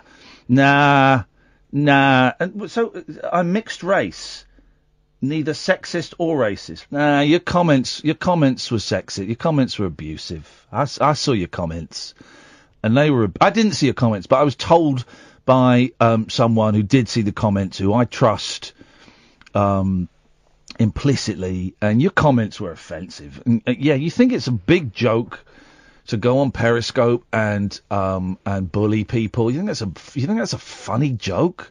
It's not funny, man. People have feeling. I don't care. What's mixed race got to do with it? And already I'm being scapegoated. No, you're not. You said it. I know what you said. I know what you did. So, Jenna, no. Apology is received and accepted, but I still think you're a scumbag. I think you're the worst side of the internet, hiding behind fake names and going on Periscope and just being abusive. So no, and it's because of you, Jenna. It's because of you that we don't allow comments on Periscope anymore. So go and think about your behaviour and your attitudes. These people like this, though, Catherine, they will just never accept that maybe they've done something wrong because it was just banter. Yeah. Just banter. It was just banter. It was just having banter. It's what they did every night. Just having banter. It's just banter. God, you're so unfair. Just having a little bit of banter. What do you mean? It was nothing offensive. It wasn't offensive to you, but you need to think about other people. And the fact that your apology is couched with being scapegoated. Nah, man, you're a scumbag. You're a scumbag. And unfortunately, Periscope is full of scum. We'll still stream on Periscope, but they're not going to have the chat on there anymore because it's just scumbags. It's everybody's scumbags. So Stick It in Your Family album. Big snowy out there. Put a pound in for Ian Lee, just so he can get his mental capacity away from this crap. Just being an idiot. This whole radio station, you got so much potential. So you can talk sport, which is potential, because everyone else looking to them both. You're looking at Ian Lee, you're a dick. You're just a dick. You're just pulling people down and not even being strong. You need to think forward with your thoughts. Who are you talking to, you idiot? Who am I talking to? I know what I got that. I heard that F-bomb and I got that dumb button. I don't want to talk to you, Jonathan. I don't want to talk to you because give me the thumbs up, Sam Women Red. I don't want to talk to you because you're a scumbag. You're a scum. He was ringing in, right? And he was halfway through a conversation talking to himself, right? That's either, and I don't say this that's either mental illness or that is drugs, right? This guy is a serious loon. And he shouldn't be allowed. He shouldn't be allowed to have. There he goes, he's still going. He's talking to you from the past. He's talking to me from the past, and he doesn't know that we'll go back to him in a minute. Let's take this call first. Hello, line 2. Okay. Oh, your career is so pathetic. You used to be something, but now you're not. Now you're not. You have no relevance to anything. But why do you keep phoning me then, you weirdo? Let's go to line. We'll keep him on. We'll keep going back into Jonathan's cesspit of a mind. If he can keep his language clean. Let's go to line 2, though. Hello, line 2. Hello, Ian and Kath. Hello, line 2. Zolly. Hello, line 2. Hello. Hello there. Can you hear me? I can hear you. Yeah, it's you talking about, people feeling terrible, and I feel like I've gone through some of the same things you have recently, like body image. Yeah. There's been all my life, my body image has been terrible. Like I've been super thin, and now I've been super fat and feeling ugly, and just been suicidal, but not really, because it's like 1 minute you're scared of dying, and 1 minute you think maybe it's better off being like that. Yeah. And moving as well also I've got rid of loads of stuff, and I used to think that the things I had was amazing, and then getting rid of it, just seeing that is just pointless, really. Why did I feel that connection to something that was why do we feel connection to things? Because things are nothing. They're like bits of plastic or paper or wood or metal. That it's just. But we invest so much. We invest so much into them, and then when you die, like your family have got to get rid of that crap. But there's still a little bit of magic attached to it, so they feel bad about chucking away a load of old rubbish. We've had a death in our family recently, and getting rid of his stuff. It's been kind of like a weird hassle, but kind of sad in the same way. Yeah. And, it just brings home that it's not really the stuff that matters at all. It isn't the stuff. We invest. We put a little bit of ourselves into like a book or like a toy, or we put ourselves in there, and somehow it stays in there, and that's stupid. Yeah. So how has today been for you, man? It was all right today. Like I don't know what set it off. But yeah, I was just like, maybe, because I just feel like, what's the point of everything? It's just like, you're just gonna, when we die, it's just gonna be nothing. I know that sounds I'm laughing because I know that exact thought. I know that thought. When we die, it's gonna be nothing. I know it. I'm with you, brother.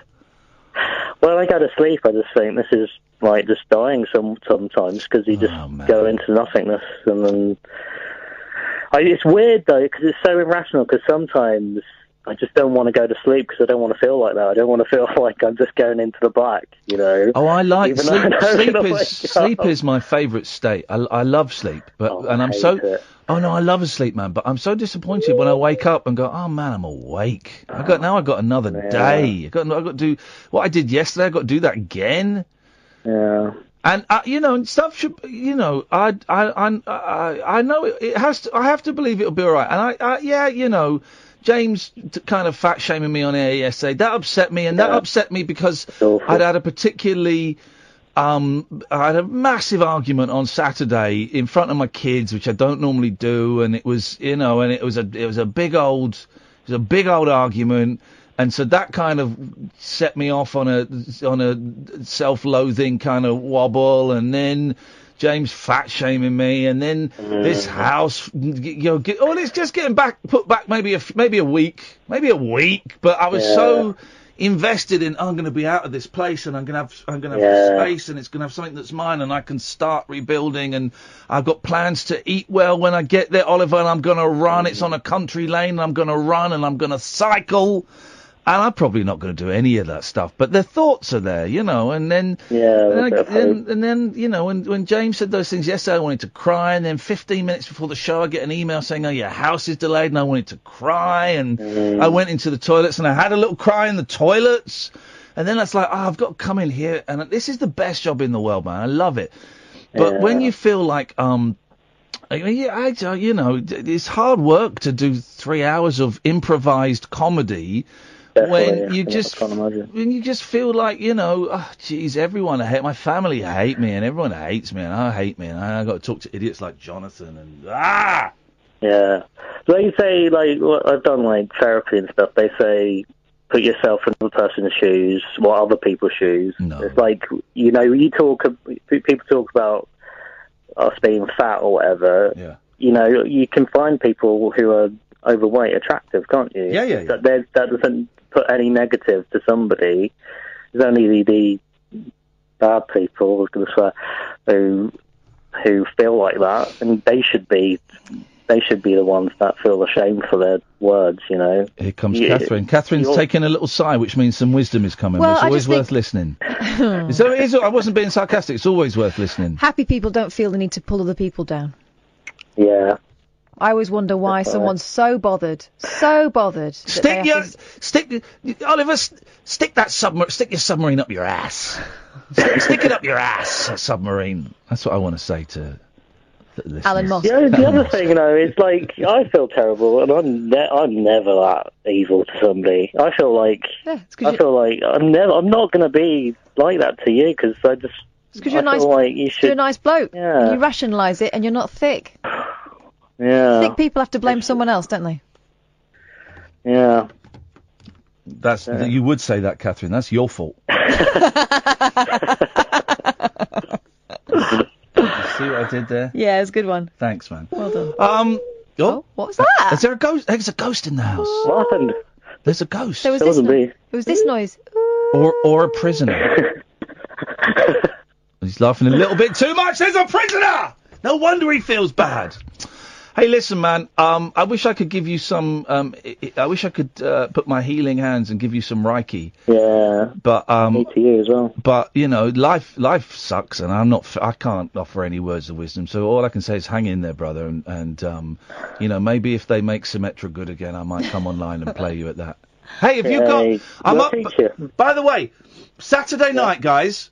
This is it. If you've got the Hasbro Family Pack, it can't be Monopoly. You've got to have the Hasbro Family Pack on PlayStation 4. Then I'm hosting a Monopoly tournament on Saturday night. But warning, he plays really dirty. I played to win. Didn't you win against Limmy? Yes, I did. I destroyed Limmy. And now he won't talk to me. And now he trolls me.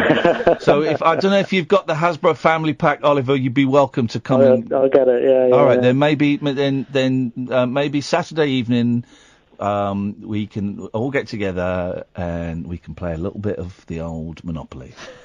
All right. Cool. That'll do. Okay. All right, man. Take care, fella. Everything gets better, dude. You too, fella. Thank you very much. Thank you. Night, Ollie. Line 2.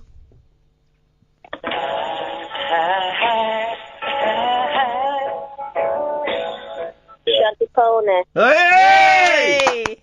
Oh, first well one. done. First one. It's the Beatles song, Dig a Pony. Well done. Line, this is actually line 2. I said that one was line 2, and it wasn't. This is line 2. Oh, hello there. It's Steve from Twickenham. Hello, yeah. Hello, yes. Yes, I just want to tell you about my show this morning. I tried to get a lad from Marks and Spencer's fired. I kicked up a right fuss on my show for 3 hours and more or less named him. I was in an extra bitter mood this morning. Me too! Maybe we can do a show together. Yes! Do it! Thank you! Here's the thing, right? I'm not even replying to this person. Here's the thing. So this Jenna Lewis, right? Ian, you can't just cut off Perry without first not actually reading the comments yourself. Yes, I can. It's my Periscope. I have the arrogance. I do whatever I want. With my social media and my online presence, I'll do whatever I want. Onion and Non are not bad at all. Get stuffed. Now I know you're talking rubbish because I've seen their comments. Get stuffed. But loads of people, I've had so many emails from people saying that they refuse to go on the Periscope because of Onion, right? It's the last time I say the idiot's name as well. I've emailed him. Doesn't email me back because he's a coward. So many people refusing to go on there because of... In fact, I suspect that it's you, Jenna. I suspect that it's you and you're lying, pretending to be that. I think you're Onion. So, no, don't tell me what... They're not so bad. If you can give one example of inappropriate content, then that would be fair. Oh, get stuffed. Get stuffed. Get stuffed. Here's what's fair. Hey, you're blocked on Twitter. I do what I want with my online social media presence. I don't have to give examples to you. Also, are you 12? Who talks like that? I don't have to give examples to you. You absolute child. For crying out loud. So, yeah, we don't do chat because of you. And now you're blocked on Twitter. Set up another Twitter account and message me. Why don't you make a nice little bitter WhatsApp group for you and your two mates, if indeed there are two other people, and you can be as nasty as you want on there. Anya's not such a bad person. I've seen the comments. I've seen the bullying. I've had so many emails from different people who are upset by the comments from various configurations of the three of you. And so, no, get stuffed. You're a dick. Simple as. Well, go. Hey, if you're nice people, go and join the YouTube chat. Let's see that. Let's see that. Go on. Yeah, jog on, you idiots. Talk Radio. Across the UK, online and on DAB. The Late Night Alternative with Ian Lee on Talk Radio. Man has there's a new She-Ra cartoon, by the way. Yes. For Netflix. Oh. There's Princess of Power. I want to find the story is about. Let's go to fun. Let's look on fun. Fun. Where is this story? This is a great story. Let's try entertainment. This is a great story. You're gonna. I really think you're gonna like this story. Let's try news. It should be news then. So you're really. There we go. This is under news. This is a great story. This is great. This is it. Ashrita Furman is now the Guinness World Record holder for slicing 26 watermelons on his stomach in 1 minute. With a machete. Furman also holds the Guinness World Record for the most world records. Oh. It looks like my father-in-law. Look, and there's a great picture of him macheteing up. I don't think he went too far and cut his. I know. Surrounded by melons. Ashita Furman. Hey! Oh! Hey! There's a man cutting his own watermelons on his chest. Hey! Hey! Let's listen to this. Hey! Hey! Oh! This is sped up footage. It's only a minute. Why can't we just see it at its normal speed? Why have they sped it up? It's a minute. Maybe that's how he did it. He cheated time. I don't know if... Does Norris McWhirter know this footage is sped up? Hey! Hey! I could do more than that. Hey! Yeah. A minute. Okay. It's just done by a little Casio watch. Wow. Oh, yeah. No one's applauding him. No one cares. No one cares. Terribly stained shorts. Do we need to measure or weigh them? No one cares. No one's interested. No one cares. No one is... people there just like... thinking, what's this idiot? Well, he's always doing it, isn't he? Is he? Well, you said he's got the most records. For what? Records. Yeah. So he's always doing things, showing off. He's always doing things. Let's stop world records now, because they're just...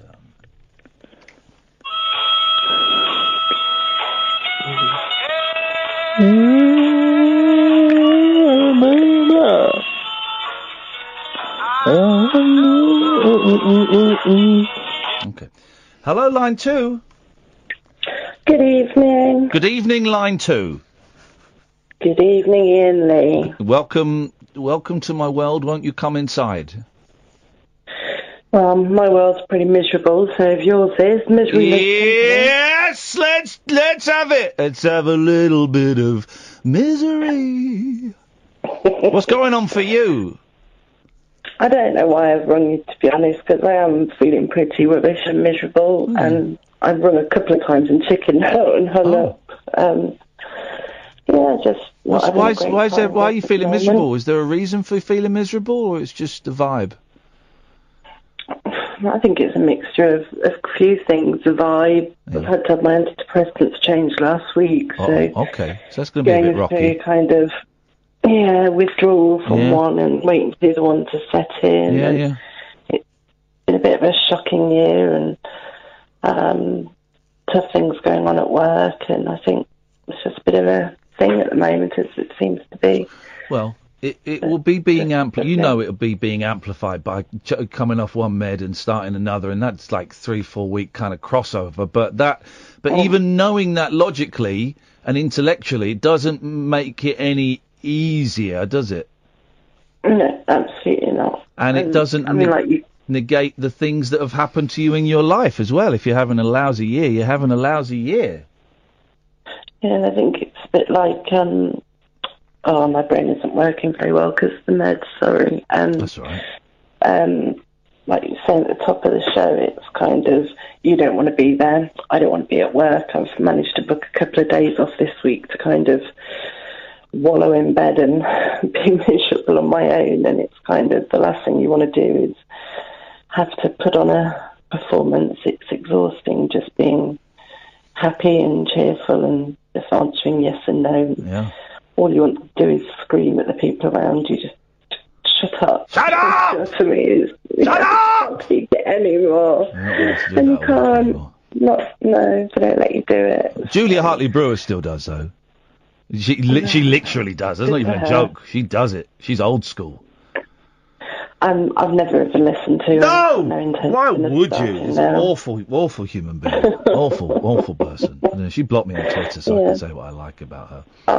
How can I help, Kathy? What can I do to make things better? Just singing helps. Oh, in that case. Really? The other Kathy in my life ain't so keen on the singing, but the new Kathy, she loves the singing. Ah, I ma'am. love Amani Capola Day. That's kind of become my song. Hey, hey, hey. Yeah, that's a good song, man. I'm bringing out an album next month of I don't want to say her greatest hits because she's only had 2 hits, but I'm bringing out an album of her greatest hits, basically. Here's the thing, Kathy. At the end of if you remember, in a month, right, just send me an email with your address, and I'm going to send you a copy of the CD I'm bringing out of hers. Okay?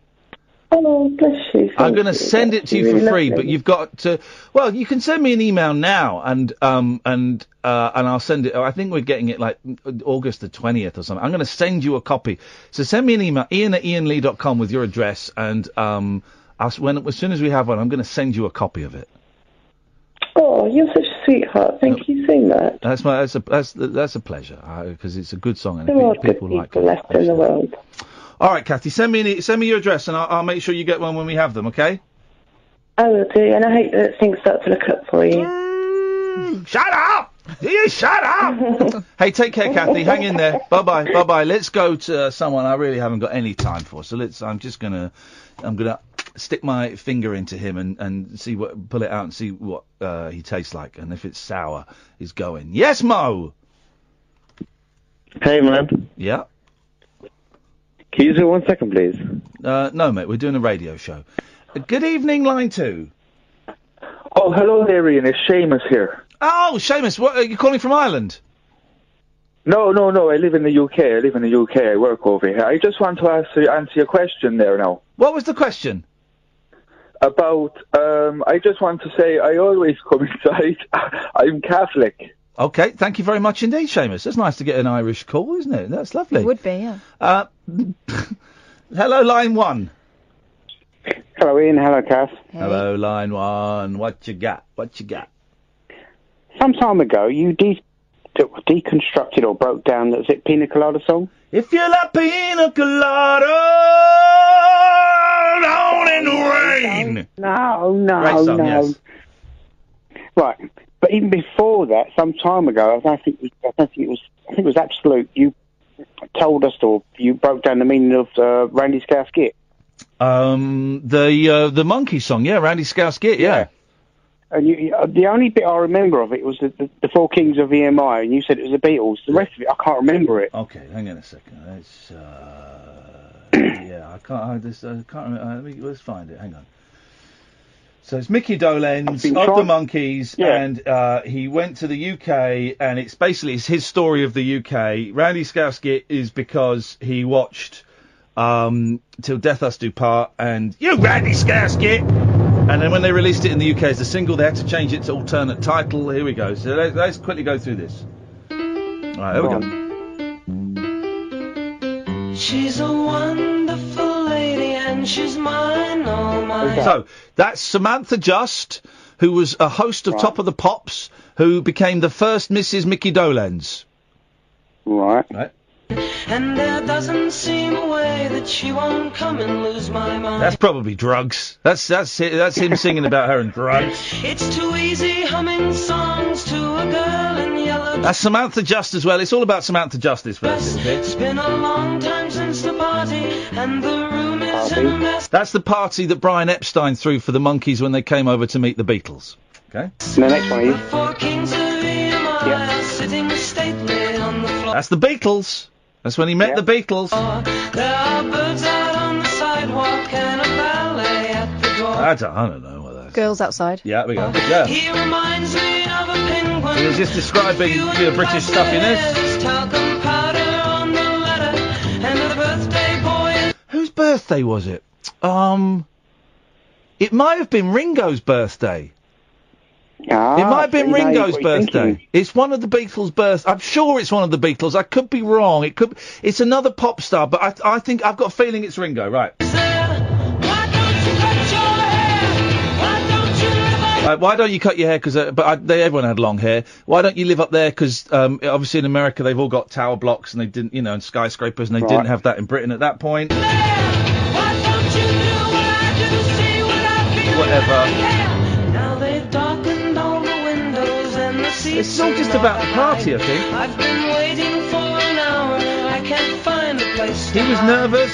The being known as Wonder Girl is speaking, I believe. That might be Samantha Just.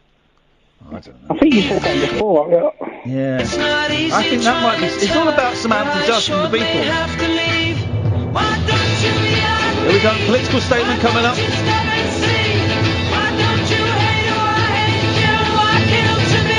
Vietnam. Go and Google Samantha Just though, and you'll see why he spent so long writing about her, man. She was a stunning woman. I think she passed away a few years ago. Sadly, no longer with us. I just remember you talking about it, and the only bit I remembered was the Four Kings, and I wanted to know what was the rest of it. Well, here's the bit. Here's the bit I struggle with.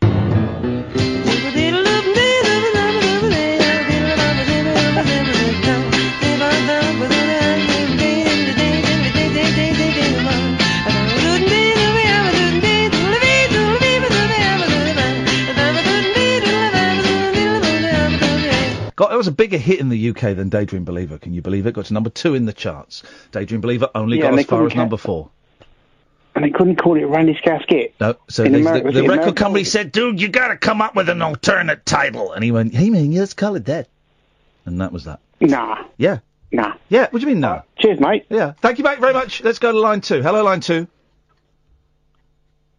Hello. Hello. Hey, man. Yes, come on, quick. You came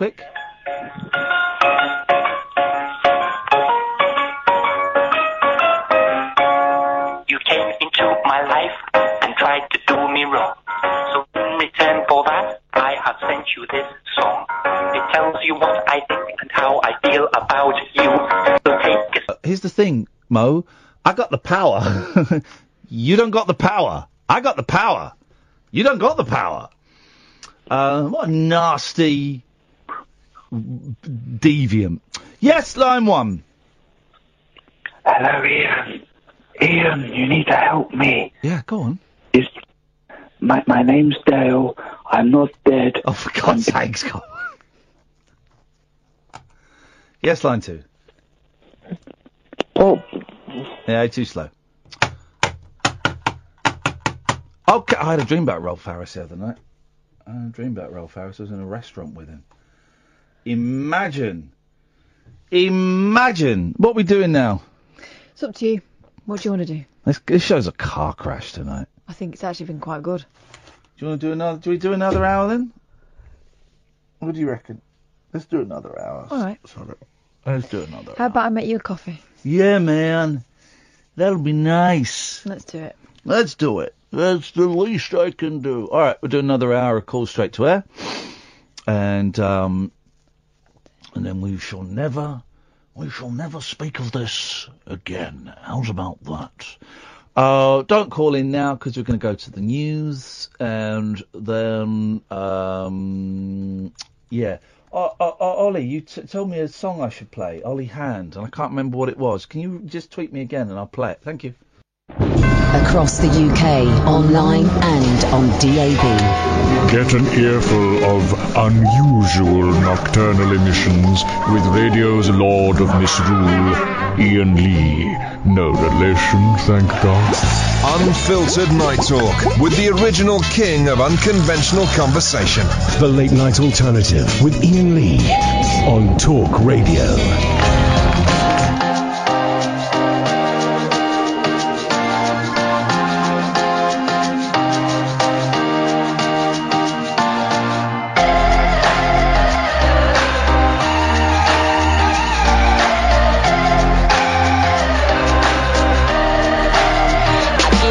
Thumbs up, a high five. I got my my deuces out. I got a big bright smile, I feel alive. I occupy my space and activate my mind. I say, hey, what I wanna say. I got nothing in my way, hey. I get into it, I get into it. I can't get it out of my head, I'm into it. I'm feeling like myself again. I feel like everyone's a friend. We all need one of them days every now and then. It just feels good. Little peace of mind, not a cloud in the sky. It just feels good. Even the sunshine's feeling my vibe. I got sunglasses on my happy face. I feel 100% up in this place. I give you a fist bump. Say what's up, I take it from a midday stride to a midnight strut, hands down, right here, right now. I got the hottest ticket in town, cause I'm cool, whatever I do, cool. Whether I'm solo or rolling with the crew, cool. I get into it, can't get it out of my head, I'm into it. I'm feeling like myself again, I feel like everyone's a friend. We all need one of them days every now and then. Just feels good. Little peace of mind, not a cloud in the sky. It just feels good. Even the sunshine's feeling my vibe. I got sunglasses on my happy face. I feel 100% up in this place.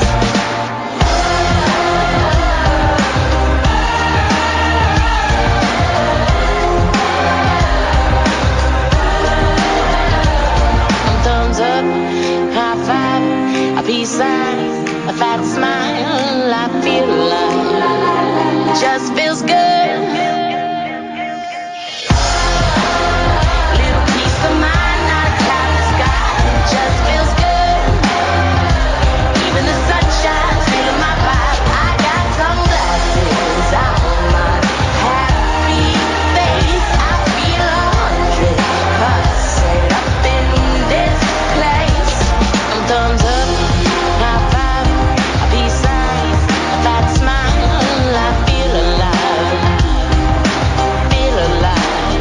yeah, a thumbs up, high five, peace sign, a fat smile, I feel alive, activate my mind, get into it, feels good, just feels good. Feels good.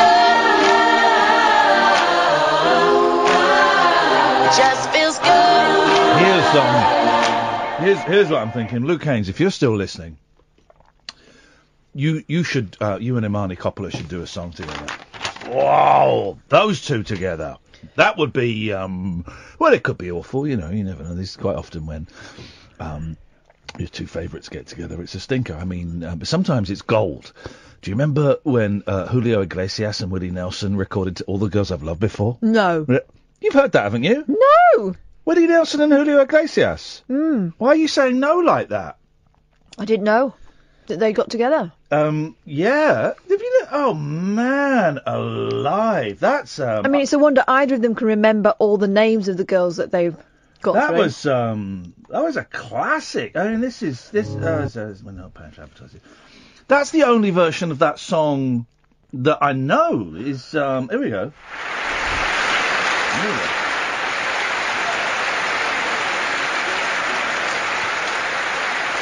Yeah, this is great, man. A few months ago, I was in London, and when I turned the radio on, I heard a wonderful voice. And I said to my wife, I said, who is that singing? And has She he got said, any "It's weed?" Julio Iglesias, the Spanish singer, who's become one of the most popular stars in the whole world. And I said, how could that be? I've never done a duet with him. Oh, Willie. Yes, No, he will. I'm just kidding. I thought Julio's voice was great, and the story has a happy ending because we really did get together, and here's the result.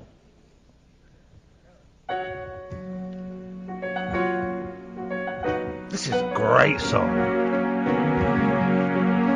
And I'm suggesting that Luke Haynes and Imani Coppola do this. The girls I've loved before traveled in and out my door. I'm glad they came along. I dedicate this song to all the girls I've loved. To all the girls I've loved before. To all the girls I once. Here he is. Julian Church. Tony Farino. For helping me to grow. I owe a lot, I know. To all the girls I... Is Julio Iglesias still alive? Yes. And is His Iglesias... dad, up to a certain point, was also a legend, Dr. Iglesias. Well, hang on. Let's look at the Iglesias Dynasty genealogy. Mm-hmm. His son is Richard Iglesias. Enrique. Henry Enrique Iglesias. But is Julio? Is he ill? Is he dying? Because you don't see him No, I think he's just rich. anymore. Yeah, rich and just nuts deep. His dad was the biggest one. He was in... When I was over there as a student, I learned a lot of my Spanish watching gossip programmes. Yeah. And he was all over him because he had like a 20-year-old Cuban girlfriend. And he was in his 80s. Who doesn't? Who doesn't? Hello, line one. Hello? Yes, you're on the air. Hi, it's Damien from Buckinghamshire. Well, Julio Iglesias looks like they reanimated Glenn Campbell. Wowzers, that's a look. Go on Google him He now. looks a bit like, you know, when they opened King Tutankhamun's shroud? That. Yes, Damien. Have they still got the same haircut, though? I don't know about that. You'll have to go online and find it yourself. We can't Yeah, describe yeah. hair. You know that for legal reasons. Yeah. Yeah. Well, I just wanted to congratulate you guys on a wonderful show tonight. Shut You were up, saying man! It's a car crash! You were saying it was a car crash, but I think it was brilliant. It's not finished yet. There's 50 minutes. You're commemorating something that's still. That's like phoning up. That's like saying I just want to say a few words about the Queen before she dies. Oh, mate. She's know gonna die. I appreciate you get those morons that phone up like Jonathan, and you get those morons that phone up like what was his name, Jonathan or Jenna or whatever his name was. Yeah. But then you get those lovely callers like there was Kathy. Oh, Kathy was nice. Yeah, Kathy, because she likes my singing. Yeah, you know, and it makes me believe that society is actually okay. You know? No, it's not. full of It's screwed. morons. Society is screwed. There's more morons than there are good people. Do you think? Yeah, I do actually. Yeah. I appreciate your professional opinion on that. Yeah, you're probably right. No, I do. I think there are more bad people than there are good people. Yeah, well, that's a shame, isn't it? It's a damn shame. Well, no, I'm thinking of becoming a bad person. No, mate, don't give up hope. I'm going to become a bad person. I'm going to do it. Life is shit. Life can be an absolute shit, but you just got to keep your chin up. You got to keep your chin up. No, let's all chop our chins off. Thank you, Dave. Let's get the samurai watermelon dude to chop our chins off and see if he can break the world record for that before I break the world record for punching a man in the face. Hello, line 2. Yeah, Wagwan, Ian. Wagwan, line 2. Who's this, please? Claude now, living down in Brixton. Okay, that's great. Thanks very much indeed. Yes, line 1. Hello, it's Paul McCartney. That's great news. Let's go to line 2. Hello, line 2. Hiya, how does see your speaker? Sorry, I was listening to you on the old app there. Well, you're going to be listening to me on hospital radio in a minute. So horrible. I just thought that was a funny thing to say. I'm not really going to send this man to hospital. I wouldn't do that, caller. What is your name? Where are you calling from? And what would you like to say, It's please? Matt from Manchester. Matt from Manchester. Yeah, lovely little singing voice, Ian. Yes. You've had me in bits tonight. I've been absolutely in floods. Okay. I really have. And, one thing I wanted to say, which is going to sound really sucky, but... He said sucky! We just panicked there for a second, yeah. Yes. Just in kind of in awe of your ability to just carry on when, you're obviously feeling so completely buggered, if that's a word I can use. Yes. I I've been in sort of similar situation to you, and with the absolute inability to carry on. But if I was in your situation, I think I'd literally I would have thrown my laptop. Are you getting divorced? I've been divorced. Yeah. How the hell is it so hard? Why don't they say, oh, your divorce is so, everyone get divorced. It's so easy to get divorced. Too easy. It's flipping heck, man. It rips your head apart, doesn't it? It really does, yeah. And we did it. I mean, I made because I was in the depths of depression at the time that it was all happening, and I made a conscious decision that I wasn't going to lawyer up to make it even worse. And so, tried to keep it amicable, but even then, and even now, 2 years after the fact, there's still mind games and still a lot of grief. And it was what you were saying earlier about make the most of the time you have with your kids whenever you can, because we had a good time. I had a good time today with the kids. We went to the Coral Reef swimming leisure pool at Bracknell, and they got slides, and we had an hour and a half swimming, and I persuaded my youngest to go on the slides, even though he was terrified. And at the top of one of them, he was in tears, but I knew he'd love it. So I told him a lie. Right? I said, listen, here's the thing, and they don't tell everyone this, but if you're going down the water slide, right? There's 5 of them, big ones. I said, if you don't like it, there's an emergency button I can press, and the ride stops. He went, really? I said, yeah. He said, how do they get you out? And I said, don't worry, they get you out, right? Because I knew that as soon as we pushed away, he would love it. And he said, do you promise? I said, I promise. Oh. No, because I knew it was for his good. And then when we finished and we were having a bite to eat, and my eldest, for the first time, was swimming on his own, and we had a bite to eat, and I said, look, I've got to be honest, son, I told you a lie today. There was no button that I could press. But I knew, and he said, well, you promised me. And I said, I know, and it was really naughty, and I wouldn't normally, but you loved it, so stop whinging, you little SH1T.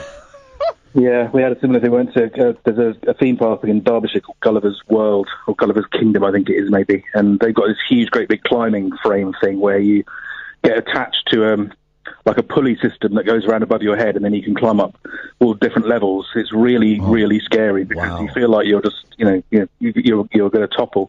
He refused to go up to the top level without me, and I didn't want to go up to the top level, but I thought, well, I'll suck it up, and took him up there. He said, suck it up. He pushed you off?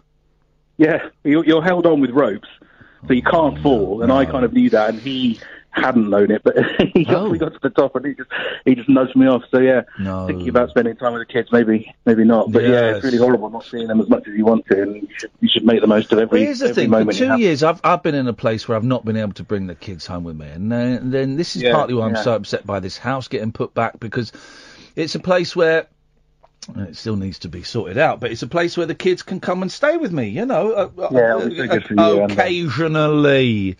And but divorce, man, it's like just having it's like someone puts their hand into your chest and rips your soul out, and your heart out. Yeah, it just completely destroys you. It's supposed to be easy. I thought we were in a divorce culture where it's easy. It's horrendous. I think it's easy for people who weren't that bothered about getting married in the first place, or didn't maybe have a commitment in mind, that it was just a thing that they could do to have a party, or I don't know. But yeah, it really takes it out of you, and it will continue to do so, I'm afraid. But you've just got to look to the future. My kids are on holiday at the moment, so I'm not seeing them for 3 weeks, and it's just it's kind of sometimes feels like a void, like an empty black void stretching endlessly ahead. On the plus side, it does mean that on the weekend that I was going to have them next, I'm now free, and I'm going to come and see you guys in Manchester with my friend Chris. Matt, bring Chris. We're looking forward to seeing Chris. Thank you for that, Matt. There's 9 tickets left for the show in Manchester. IanLee.com/event. No, we're not going to sell it. Cassie has tweeted, Ian, how does someone like you, famous, go about getting illegal substances? That's a great question. Well, we have a man. When you become famous, they kind of give you like a book. It's more than a pamphlet. It's less than a book, and it tells you about being famous, and it tells you how to get what restaurant to go in to get free food. It gives you all numbers and names and numbers, and it gives you the name of a man and the number of a man, and you phone this guy up. and he brings you illegal substances. That's how it's done. It's great. It's great system. This is Talk Radio. The Late Night Alternative with Ian Lee on Talk Radio. We'll get you talking. Hey, Carol, you know who Carol Cleveland is? No. She's the female Monty Python woman. She's the woman from Monty Python. She's had a stroke, I think. She's not very well, which I just thought was sad. And Carol Cleveland, I don't know why I've never tried to get Carol Cleveland on the show. She may be too poorly now, but I don't know why I've never tried to get Carol Cleveland on the show and chat to her, because no one really chats to Carol Cleveland, and she was integral to Monty Python. Love a bit Carol Cleveland. I'll investigate and see if she's. Anyway, there's a story in the paper saying that she may have had a stroke, and we'll investigate and we'll see, and maybe we can see if we get on the show. Someone else I'd love to get on the show, but not for all the reasons that people are suggesting I get him on the show, because I'm concerned for him, is Brian Harvey. Yeah, we tried, haven't we? But he didn't respond. Yeah, but have you seen the latest video? I haven't seen it, I've heard about it. I've seen a bit of it, where he says he's being held prisoner for 5 years in his house, and that if he leaves his house he'll be killed, and then he starts saying, you don't think I've got clones? Well, I've got clones, and you just think, okay. People said, you should get him on, this will be hilarious. Oh, I'm thinking, no, it's tragic, man. I'd love to go and speak to him. And just, you know, you want to think you can... The guy's obviously mentally ill and stroke or taking way too many drugs. You know, they could all be linked. It could be one or it could be the other. Or you have to buy the thing that maybe it's true. Maybe he's got clones and maybe he's been held prisoner. But let's put that one to one side. But you kind of look at it and you think, man, I could nudge him in the right direction. I probably couldn't. Of course not. But you know, there's a Daily Mail, there's a Mail Online story that's kind of tongue is in its cheek a bit. It's one of those stories where it sounds like they're being concerned for him, but actually it's like, look at this nutcase. And he's talked for a long time about paedophilia, about big VIP paedophile cover-up, about how he's being silenced. And you do wonder, it's not unknown for members of boy bands to have been sexually abused by managers, or, you know, people are not suggesting that their manager did, but you know, by people in the industry. You want to make it, lads? Well, you got to do a little bit for me. Now, I've spoken to Tony Mortimer a few times. Tony Mortimer's such a lovely bloke. Lovely bloke, got his head screwed on. Very sensible man, very humble man, refuses to accept that Stay Another Day is a classic. Yep. The others, but Stay Another Day is a classic. You can't deny that. And they sold like 25 million records. That's a lot of records. And he's a very humble guy. And the others, and I've went and saw E17 when they did it without Brian Harvey, but Tony was in. It was a great show. But you do, Brian Harvey stuff. Maybe he was sexually abused as a young man or as a boy, when he was starting in the band. Maybe it's all psychosis from too much drugs. Maybe it's a breakdown of his mental faculties. I've worked with Brian Harvey, actually. I did a pilot for an awful show. God, it was awful. Brian Harvey, the lady with the belt dress. Oh, Jodie Marsh. Alison Bell. Do you remember Alison Bell? She, I think, bought some naughty stuff for Lord Hewitt once. You remember? Remember that story? I hope it's a story. I've said it now. And some other people. And it was awful. This is like the early 2000s, and this is how much TV sucks. It was a pilot for a show called... it was To Chav or Chav Not. And basically it was a quiz where one side were common and one side were posh. And that was it. Oh, it was awful. But I think Brian Harvey was part of that. And he was a nice bloke. A little bit out there. You know, but a really decent, funny bloke, you know. Maybe I'll reach out to him. I don't expect anything, but I might have a little reach out tomorrow, and it would be nice to, you know, it'd be nice to have a chat with him anyway, even if it's not on air, wouldn't it? You hope that there's someone is in that much mental distress. You hope there's someone around him who's not just making it worse. Yeah, and who is helping. You know, I don't know. I thought that whole Brian Harvey thing. I thought it was. It's in the Star. What does the Star say? Let's see how the Star have treated it. Let's see. The strife of Brian. Troubled singer in YouTube rant. East 17 singer Brian Harvey sparked concern for his safety last night after claiming he has not left home in 5 years as people are out to kill me. I've been a prisoner in my own home for about 5 years. I've got to be trapped like a prisoner in my own home. Please support me, because if you don't, these people are going to kill me. During the... OK, this is an all right... Then during the bizarre 18-minute video, the agitated singer announced he will launch a private criminal prosecution against his unnamed foes, which he hopes to finance through a GoFundMe page. Brian added, I don't think I ain't got clones, because I have, and we are going to effing war. Finally, he announced he has God on my side while pointing to the Bible. It is the latest in a series of troubling incidents. There's the thing about eating the baked potatoes and getting run over. 2014, he arrived at Downing Street demanding to speak to David Cameron. All right, well, hang in there, man. Hang in there, Brian Harvey. Hang in there. You got any stories? I've got loads. Let's have a story. All right. Man. Let's have a All story right. from Cap. Let's start at the beginning. Katarina Boy. All right. You know, I've been talking a lot about, you know, disconnecting from social media and experiencing life. Here's a salutary tale.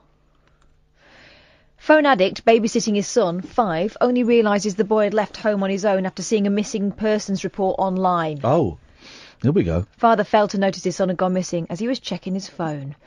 Okay, this is a father in China. Was so busy playing on his phone he failed to notice that his son had gone missing until he read a missing persons report of his son online. What? The man was tasked to look after his 5-year-old child named Kai Kai when the boy left home by himself to find his mother last month. Whilst walking on the busy street of Zhangjiajang, Kai Kai got lost and ended up walking nearly 5 miles before being taken to the police by a passerby. God. That's China. He should be executed in front of his son to teach everyone a lesson. See, this is China, That's what I right? think. So he literally had one job because he's got one kid. Because Kai Kai's too young, because we only have one kid, aren't they? Okay, yeah, okay. So, because he's too young, he couldn't tell police where he lives or Brought where in- his parents yeah. were. What? He's just got a little bit racist there. No? Yeah. Yeah. Not at all. I was yeah. just making a... No, but what the listener can't see is you're doing the eyes. I am not! No, I'm teasing. She's not, of course not. Therefore, the police decided to upload a post... What? It's not. No one's doing the No one's doing eyes. eyes. Come on, guys. So Come the on. police couldn't find out where he lived, so they uploaded a post on Chinese social media to look for his parents. His father, known by his surname Hong, saw the missing persons notice 2 hours later. Well, Hong, in now... a chat group. Oh, Yeah, WeChat, the Chinese equivalent of WhatsApp. WeChat. WeChat. WeChat. YouChat. Okay, right, yes. Wow. Incredible. And there's loads of pictures of him. He was said to be playing outside the house before running away to look for his mum. It's Yeah. believed his mum was working at the time. I think, right, well, then this kid, everyone needs to be taught a lesson. This family should be executed in front of their son on national television. Just to teach the son a lesson, to teach the Chinese population a lesson, and I think that's what should happen. So that's my ruling on that. That's that sorted. Thanks very much. Hang on a second. Where's the thing? I want to do...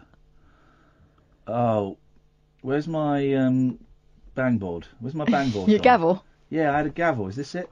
Never. Where's my gavel? You're a pervert. Okay. They've cancelled Brexit. They actually have. Where's my gavel gone? Oh, man, you... Oh, God. I like to water, please. No! I like to water. Shut up! Water, please. Stick a pencil out there. What? Hi, I'm Gene Simmons. And I'm Paul Stanley, and we are part of KISS. And you make sure you tune into Ian Lee's new late night show. What the hell? Where did that come from? A biddly biddly bong. Don't be so silly, Kath. Oh! Who was that? That was my youngest. Don't be so silly, Kath. There we go. I like that. You carry on doing your stories. I'm fine now. All right. Go on. Do you want a macabre one, or do you want... Don't be so silly, Kath. Yeah, go on. Or do you want a dating one? Yeah, sure. What? Which one? Whatever, because you're going to get a load of this. I love my fags. No, that's the wrong one. Sorry. It's disgusting. It's disgusting. You're right. Yes. All right. Here we go. All right. Here we go. So... Pampon, pampon. Pampon, pampon. Load of rubbish. Go on.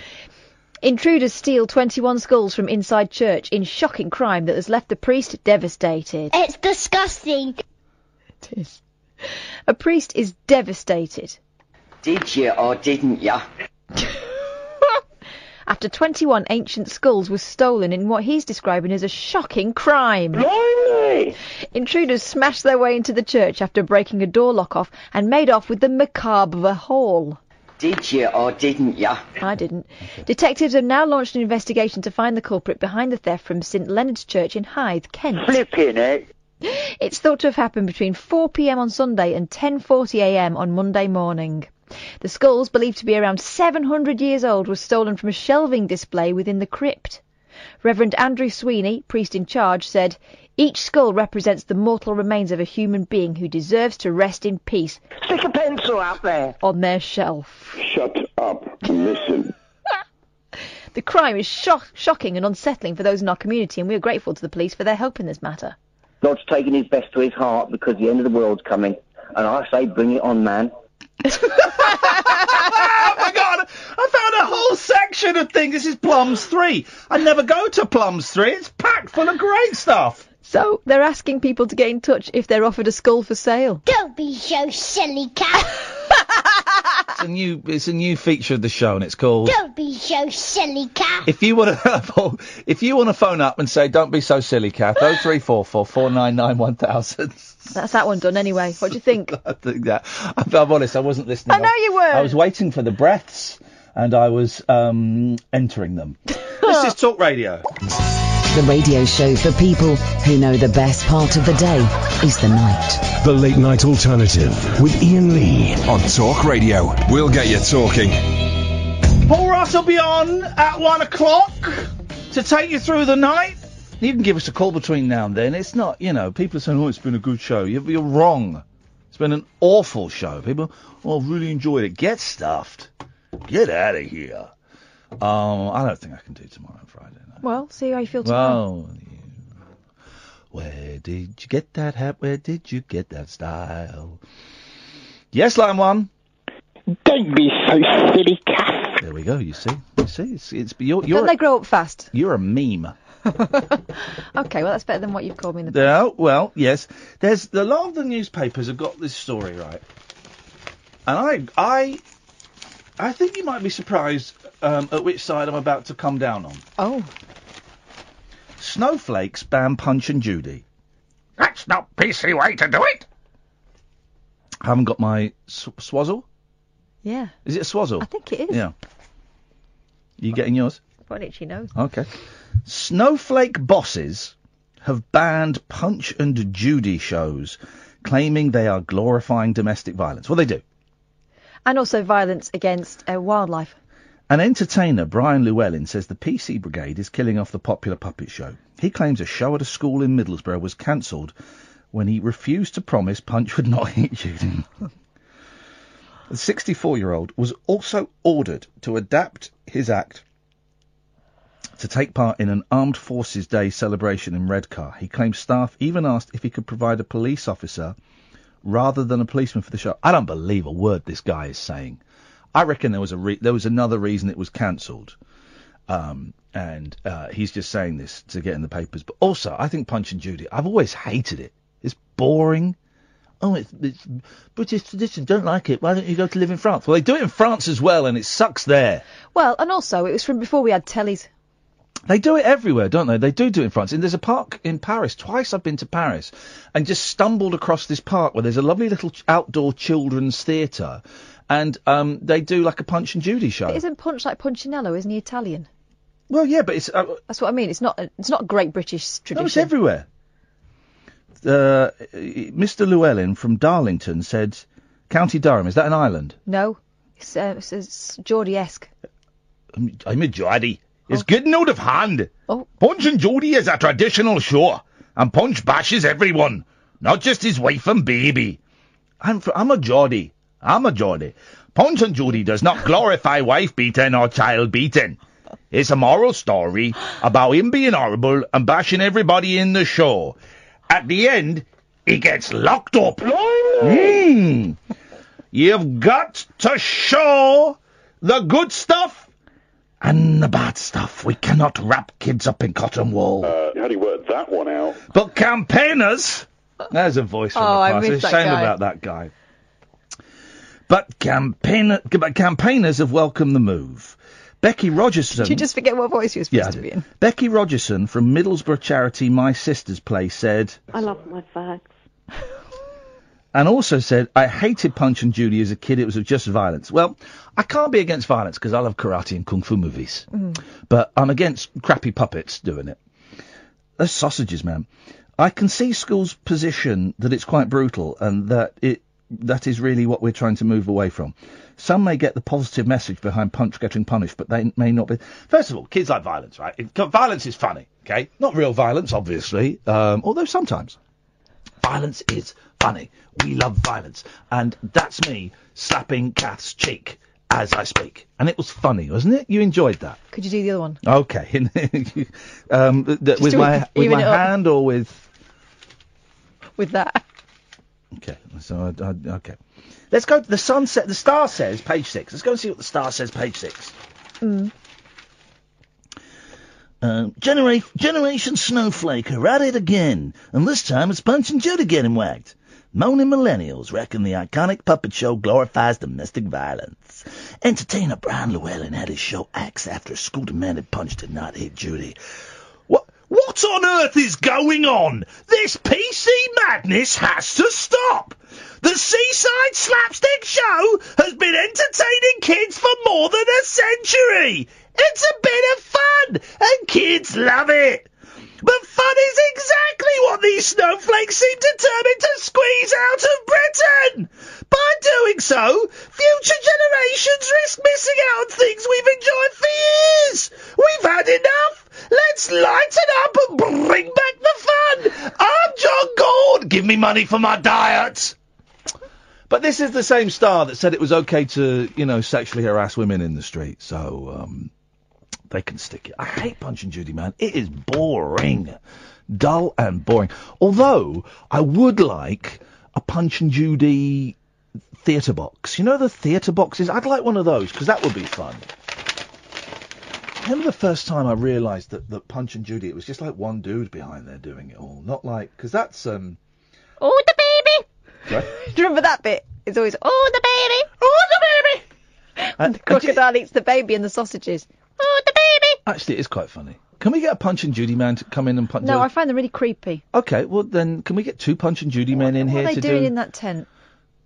They're doing a Punch and Judy show. They're not masturbating. Well... Oh, come on. You're now libelling all of Britain's Punch and Judy men? You can't libel that many people. Yes, you can, actually. No. Yes, you can. No, there's a number.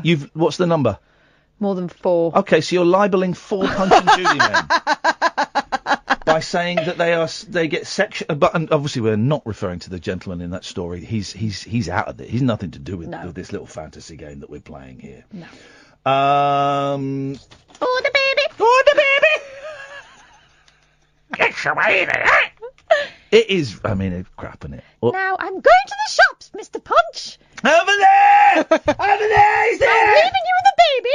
You look after him and don't bash him. Every time. Very macabre. And sometimes there was a devil in it when we were kids. Do you remember? Yeah, the devil. Used to come and get him. Yeah. And the policeman. I tell you what I always hated as a kid, and I hate it as an adult, and being a parent, sometimes you have to endure this repetition. And, You know, like the what's that story? The smartest giant in town. Mhm. It's great. It's Alex Zorbass and Julia McNeish. And Axel Scheffler yeah, and Julia Donaldson. that's okay, sure, if that's what you want to say. And it's like, just tell the story. Right? Don't keep referring back to what was happening. Don't keep adding to a list, because She loves those lists. Those lists is lazy. Just write a story. Don't write a list. I can write a list. And there's all these, and Punch and Judy was a lot of repetition. It's just like, dude, and even at the age of 3, I remember going, oh, for God's sakes, just get to the end, guys. Also, she's been married to him long enough to have a baby with him. She knows he's an idiot, surely. Why would you leave the baby with him? Never mind sausages. Well, you say that, but then you look at Fred and Rose West. Oh, God, don't. Well, and I'm not even joking. But Judy wasn't in on it. Finnegan? Judy Finnegan had... Judy Punch. Can I just say, Judy Finnegan had nothing to do with the Wests. What an awful... We're going to need to take a break, because that is an awful... We need to have words. That is awful. Please, Sam. The Late Night Alternative with Ian Lee on Talk Radio. 03444991000. Call straight to air, and then we got what's that guy's name? Paul Ross. Ross. Paul Ross coming in at 1 o'clock to take you through the night using his tongue. Oh, my God. Well, just to speak. I'm not suggesting anything. Go on, what you got? Another one? Yeah. Gosh, I'm really spoiling you tonight. Isn't it, though? We got no calls because the listeners, they've not stepped up to the plate this evening. Well, we have had to step up to the... Hey, I saw something today. Saw an amazing thing, right? So we went to this leisure pool, right? And we went because my kids are on some holiday. No one else is. I'm wondering if we got the dates wrong. Or maybe their school is still on. And they said, well, let's go this week instead of next week. 'Cause it'll be nuts next week. We'll go today. So we went. And my youngest was a bit nervous. And we were in the car park sorting out the parking. And a family came out that had just been swimming. And a young lad, I'm going to say 5 or 6, right? And there was the mum and then a couple of older brothers and sisters and the mum. Then there was this, they went to the car, and then there was this screaming. I was like, just ignore it. Just screaming. And the mum went, that was the kid, and the mum went, oh, you idiot! You shut your finger in the car door! Finger was shut, and I've had that done to me as a kid, finger shut in the car door. You can't get it out, and you're in pain. Right, she opened the car door, and he's screaming. Because he's had his finger shut in the car door, and she's going, right, stop, will you stop it? Wow. There was no, oh, my baby, I'm so sorry, are you all right? Should we go? Will you stop it? Horrible. What horrible? What horrible? And he's 5. She should have been putting him in anyway. Exactly, Catherine. And so I strode over to there and I punched her on the nose. And you took him away, and now you're raising him as your own. Yeah, he's in that rucksack over there. Go on, we got. Poor lad. Have you got some romantic music? I've got a romantic. Oh! I have got romantic music coming out of my jacksie. Hang on, right. Hip, hip, hip. No, that's not it. You look like him, but I don't think so, is he? I think I've seen him. No, that's not it. Oh, hang on a minute. Let's just quickly. Line 1, have you got any romantic music? Hello? Sorry? Yes. Have you got any romantic music, Ogre? I don't know what you consider romantic, but I was just wanted to chat about Iggy Pop and Tom Waits in the film Coffee and Cigarettes. If you've seen the film. Wow, that you're a pervert. That came out of left of field centre. Go on then. Yeah. Have you seen the film Coffee and Cigarettes by Jim Jarmusch? Jim Jarmusch. No, I haven't seen it. Oh man, it's a brilliant film. You can see it. Oh, I might watch it this weekend. Yeah, man. But the problem is the film is in black and white, and it's just like set around people having coffee and smoking a cigarette. Yeah. Blah blah blah. Yeah. Yep. Okay. And yeah, man. Okay. Well, I can. But that's. I mean, it doesn't sound like a great movie, but I'm prepared to take your word for it. No, it's a brilliant movie. It's a cult film that you literally got to see. Thing is, right? Yeah. Yes? Because you've not seen the film, I reckon we should continue this conversation when you have seen the film. All right, well, let's... Okay, well, I'll watch it between now and Monday. Okay, I'll call you on Tuesday then, because I'm off on Tuesday. All right, nice one, man, thank you. Is this romantic enough for you? Gosh, yeah. Oh, yeah. That's hella romantic. Spanish, isn't it? I know you get, your first love is the men of Spain. Well, all of them? Yep. No, not It's all of them. it's the hairy backs and the smoky breath and the horrendous attitude towards women. The ones I went out with were not, Why aren't you all still with that. Why aren't you still with them? because I was like 20. Right, exactly. Here we go. Feeling so sexy. I'm feeling sexy for the ladies. Oh, stop it! What's making that? love in the siesta time. You wanna sleep, I wanna make love. You fall asleep, so I'm knocking one out. While I look at you, it's not weird. I'm a Spanish man, it's what we are taught in the school. Wow, that's so racist. You can't be racist against Spaniards. They're You can. thick. I'm joking. He means sick. There we go. Thick. There we go. Yes, go on. A former couple who said they'd get married if they were still single at 40 have tied the knot. Gosh, they must really love each other. Go on. Although, let's look at the ages. They said if they were still single at 40, they'd get married. Mary Gordon, 45, and Rhys McClellan, 43, from Leith, Edinburgh, went out in their 20s but split in 1995. A great year. It was actually. It was a great year. That was, 90. that was my summer of love. I'm going to say 95 was my salad days. That means good days, yeah? Yeah. Yeah, 95, 22. Yeah, I'll take that. First time I tried a few things. First time I bought a Commodore 64 from a car boot sale. Really? Yeah, it was great. And I got a PlayStation. Great year, 95. Yeah, let's have that. That was my Onwards. first year at university. What a year. They jokingly agreed that if they were both still single at 40, they would marry. A promise that's now come true. Always best. Oh, look to at this picture of get them. married on a joke. In 1995. Foxy, can we see them now? I bet he's bald. He is bald now. Oh, his hair's so full of gel there. Let's have a look. Oh, and they're tights. Honestly, Lycra has come on a hell of a long way. Come on, let's have a look. Let's see them now. No, do you know what? Well, she's blonde and looks like Kate Moss, and he looks like his dad. Good for them. Good for them. What a great basis for a relationship. A bet. A bet. Well, love is a bet. We said to each other if we're still single at the age of 40, we'd get married. I still can't believe we did it. Oh, they're Scottish. Mary, who describes Rhys as the love of her life, said she randomly bumped into the electrician for the first time since they broke up in 2009. Oh, jeez. Oh, in 2009. She said, I went to a fashion show with a friend who'd been organising for St Columba's charity. Oh. Rhys was a volunteer for the charity and we all went for a drink after the show. There was definitely a spark between us, but nothing was acted Well, he's an upon, electrician. as we were both in committed relationships. Oh, I was living in Cornwall and he was in Leith, Edinburgh at the time. I'm just fast forwarding past the pictures. Okay. 3 years later, Mary moved back to the capital after splitting up with her long-term boyfriend of 12 years. While apart, neither Mary nor Rhys got married and had children.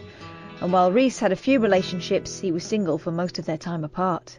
She said, I bumped into his mum and sister in a shop in Leith and they gave me his number and I called him for a catch-up. We met, but I was still hurting from the previous breakup, so nothing happened and we parted ways. The next year I heard Rhys's mother was in hospital with cancer. I called him to pass on my condolences and to find out how she was doing. We don't give condolences until she's popped clogs, do you? No, that's, yeah. Preemptive. We started to date for a few months after as we were getting close again, but I was feeling scared about getting hurt and about us getting back together again, so I ended it even though I had feelings for him. Feelings. It wasn't until 2015 when the childhood sweetheart... it's not childhood, is it? Finally decided to give it another go after Mary had an accident. Mary... What, she wet herself? Wow. She said, I did a wee-wee in the street and there he was. No, we bumped into each other again and this time both of us felt the sparks fly. Lots of sparks. Maybe he's not insulating his plugs properly. We were both single and the feeling for each other was still very much there. Soon after I had an accident at work and injured my knee. She weed herself again? He was always there to make me laugh, do shopping, make me food. And then when I realised he was just what I always wanted and I'd never really stopped loving him. So it's not really that they made a bet and then went, right, how about this bet? I think they should be taken to China and executed in front of that 5-year-old that went missing. That's what they need. That's the only way these sick perverts are going to learn. Do you want here's one that's not romantic. Okay. This is actually bad, right? But it's been spun as this is a bit of fun, right? I like fun bad stories. Okay. After catching her boyfriend organising a date with another woman, a furious woman tases him in a car park after demanding to know if he was cheating. Fair play. She marched up to the pair and, with the red light visible on his genitals, zaps him where it hurts. I would like to be tasered. I'd like to try it. What, on your genitals? I would prefer my chest. My testicles rather than my testicles. But I would like to try it. I'd like to be wearing a thick jacket, but I'd like to try it. I'd like to try it. I think it probably really hurts. I'd like to, we've discussed this, and this is genuine, and everyone in Britain is too pussy for this. I would like to be waterboarded. I would like to try being waterboarded. I think maybe Ken was right and you are a pervert. Ken is correct. Earlier, the scorned girlfriend, known only as Tamara, watched in horror as her boyfriend asked for another woman's number after she began flirting with him.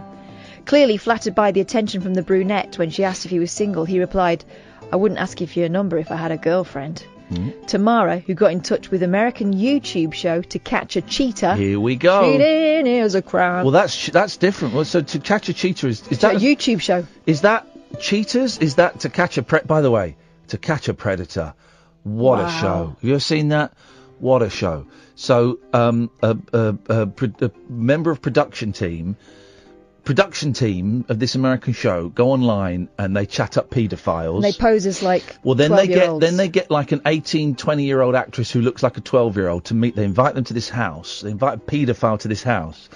And then they sort of have a little bit of chat. And as the guy starts to unzip his jeans or whatever to have sex with someone he thinks is 12, she goes, "Oh, let me just go to the bathroom." And then she runs out, and then this guy walks and goes, "Hey, so, what you doing here?" "Nothing." "Oh, okay, you got some lube and some condoms there. What's that for?" "I've just come to see my friend." "But you thought she was 13. And then they run out, and then the police just jump on them. It's a great show. It's a great show. To Catch a Predator, guys. Please, go and check it out.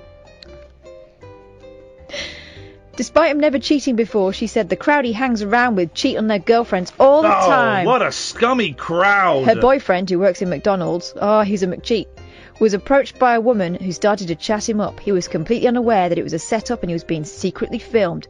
The woman, named Cynthia, approached Jackson in a car park after he'd finished his shift. She began... Just seen that. Look behind you. Come in, Paul Ross. She began showering him with compliments and said meeting him made her day. Yeah. Anyway, so he ends up getting zapped in the cojones. Man alive. Have you ever been tasered or anything for any of your TV gigs you've had? I was shot once. Really? For a police training video. Yeah, they put on a Kevlar vest and they shot me out at Dartford, where there's a huge training setup for the police. They've got a village there, and with very gallows humour, they train firearms officers and they import them all over the country. I knew he'd have done something like this. I knew it. In a Kevlar vest. It was like being. They said it's going to feel like being hit by a baseball bat, and I've never been hit by a baseball bat, but I now know what that feels like because it rocked me back about 4 foot. Did it hurt through the vest? It was only a .22. Yeah. How close was he? He was about 4 feet away. Because my fear would be, what if he sneezes or there's a tremor and it goes in the head? Yeah. Goes in the. You're not got a vest on. You're not on a done gone grrr. Wow, man. Tasered not though. I think this would be, and being Copper's place, it was all very gallows humour. So they built all kinds of environments. There was a kind of middle section of a jumbo jet that had to storm that. There was a fire, like a place that had been on fire, and they had a domestic or a village set up. And they had the wine bar called Shooters, and the bookies was called Bangers. It was all done like that. Those guys. Man. The great fact I got from that was though that you should, when a bullet hits a wall, in the movies you think it's going to bounce off like light off a mirror. Yeah. It doesn't. It hits the wall and it travels parallel to the wall for a while until the force expended. So you should never stick your head around the corner because you'll get the bullet bang in the eye. You hit the wall. The physics of that. That's incredible. It just kind of absorbs the shock and it goes along. It doesn't actually bounce at the because the speed's diminished the minute it hits something. Down, and they were saying people who hide, never hide behind. Not that we'll be in that situation. Don't hide behind cars or even a skip. It will go through some bullets. The best thing is, and they got it right in the First World War, mounds of earth. Really? That's the one thing. Slows it down, stops it. It just absorbs the bullet impact. Wow. That was a fun couple of days. This the knife collection, the bullet evasion. It's all stacking up. It kicks off. I'm going round to Paul's house. When the zombie apocalypse comes. Mate, I'm coming with you. Although I loved your to chav and chav not format. Oh God, it was not my idea, but I think I was hosting it. I think it was awful. I mean, but you'd have loved that, right? Well, the worst, of course. I mean, we'd have liked it as a chunk on the word. The worst one I ever did as a pilot was West Country Television, now defunct, found they owned inherited lots of wildlife footage. Yeah. So some genius, some hayseed Jack down there, some country bumpkin producer, came up with the idea of a wildlife quiz show. So I was the host, and you had a wildlife expert and a member of the public, and we showed footage and we stopped it, and they had their guests and answered questions. It was called, though, From Amoebas to Zebras, right? And you climbed up the tree of life, and I had a kind of Dolly Deal, a woman, very attractive local woman in her shorts and a little pith helmet, solar topi, who would move a magnetic animal up, but you evolved not to a human being. If you won, you ended as a zebra. Wow. And you went from amoeba. And join us again here on West Country Television, me, Paul Ross, our team of experts, from amoebas to zebras. Where are you on the tree of life? But you weren't allowed to call them zebras. Didn't I suppose it vaguely rhymed, didn't it? It wasn't amoebas to zebras, but yeah, amoebas to zebras. You've got 40 seconds to tell us what's happening on your show. Okay, earlier this week we spoke to an American guy who'd walked from Patagonia right the way up to Alaska, 14,000 miles, did it in 600 days. Wow. Today, I think we may have something even better. Yeah. A Bermudan man who has mowed the lawns of veterans in all 50 American states for free. I love it. He joins us live after 1 o'clock. Also, the biggest ever metal ship built in Victorian times, the SSGB. It's now down in Bristol, 100 metres long, 3,500 tons, okay? It was launched 175 years ago today, so we're going to talk all about that on the show as well. Yeah, perfect. And the usual old tosh? Oh, and the Lost Moons of Jupiter and the usual old tosh. That is it. Thank you. Don't be silly, Kath. Thank you. Can't help it. It's a good clip. I forgot about that. That was done ages ago. Thank you, Kath. Thank you, Sam. Thank you, dear listener, for putting up with this nonsense. Something will be back tonight at 10 o'clock. We know not what. Until then, ta-ta.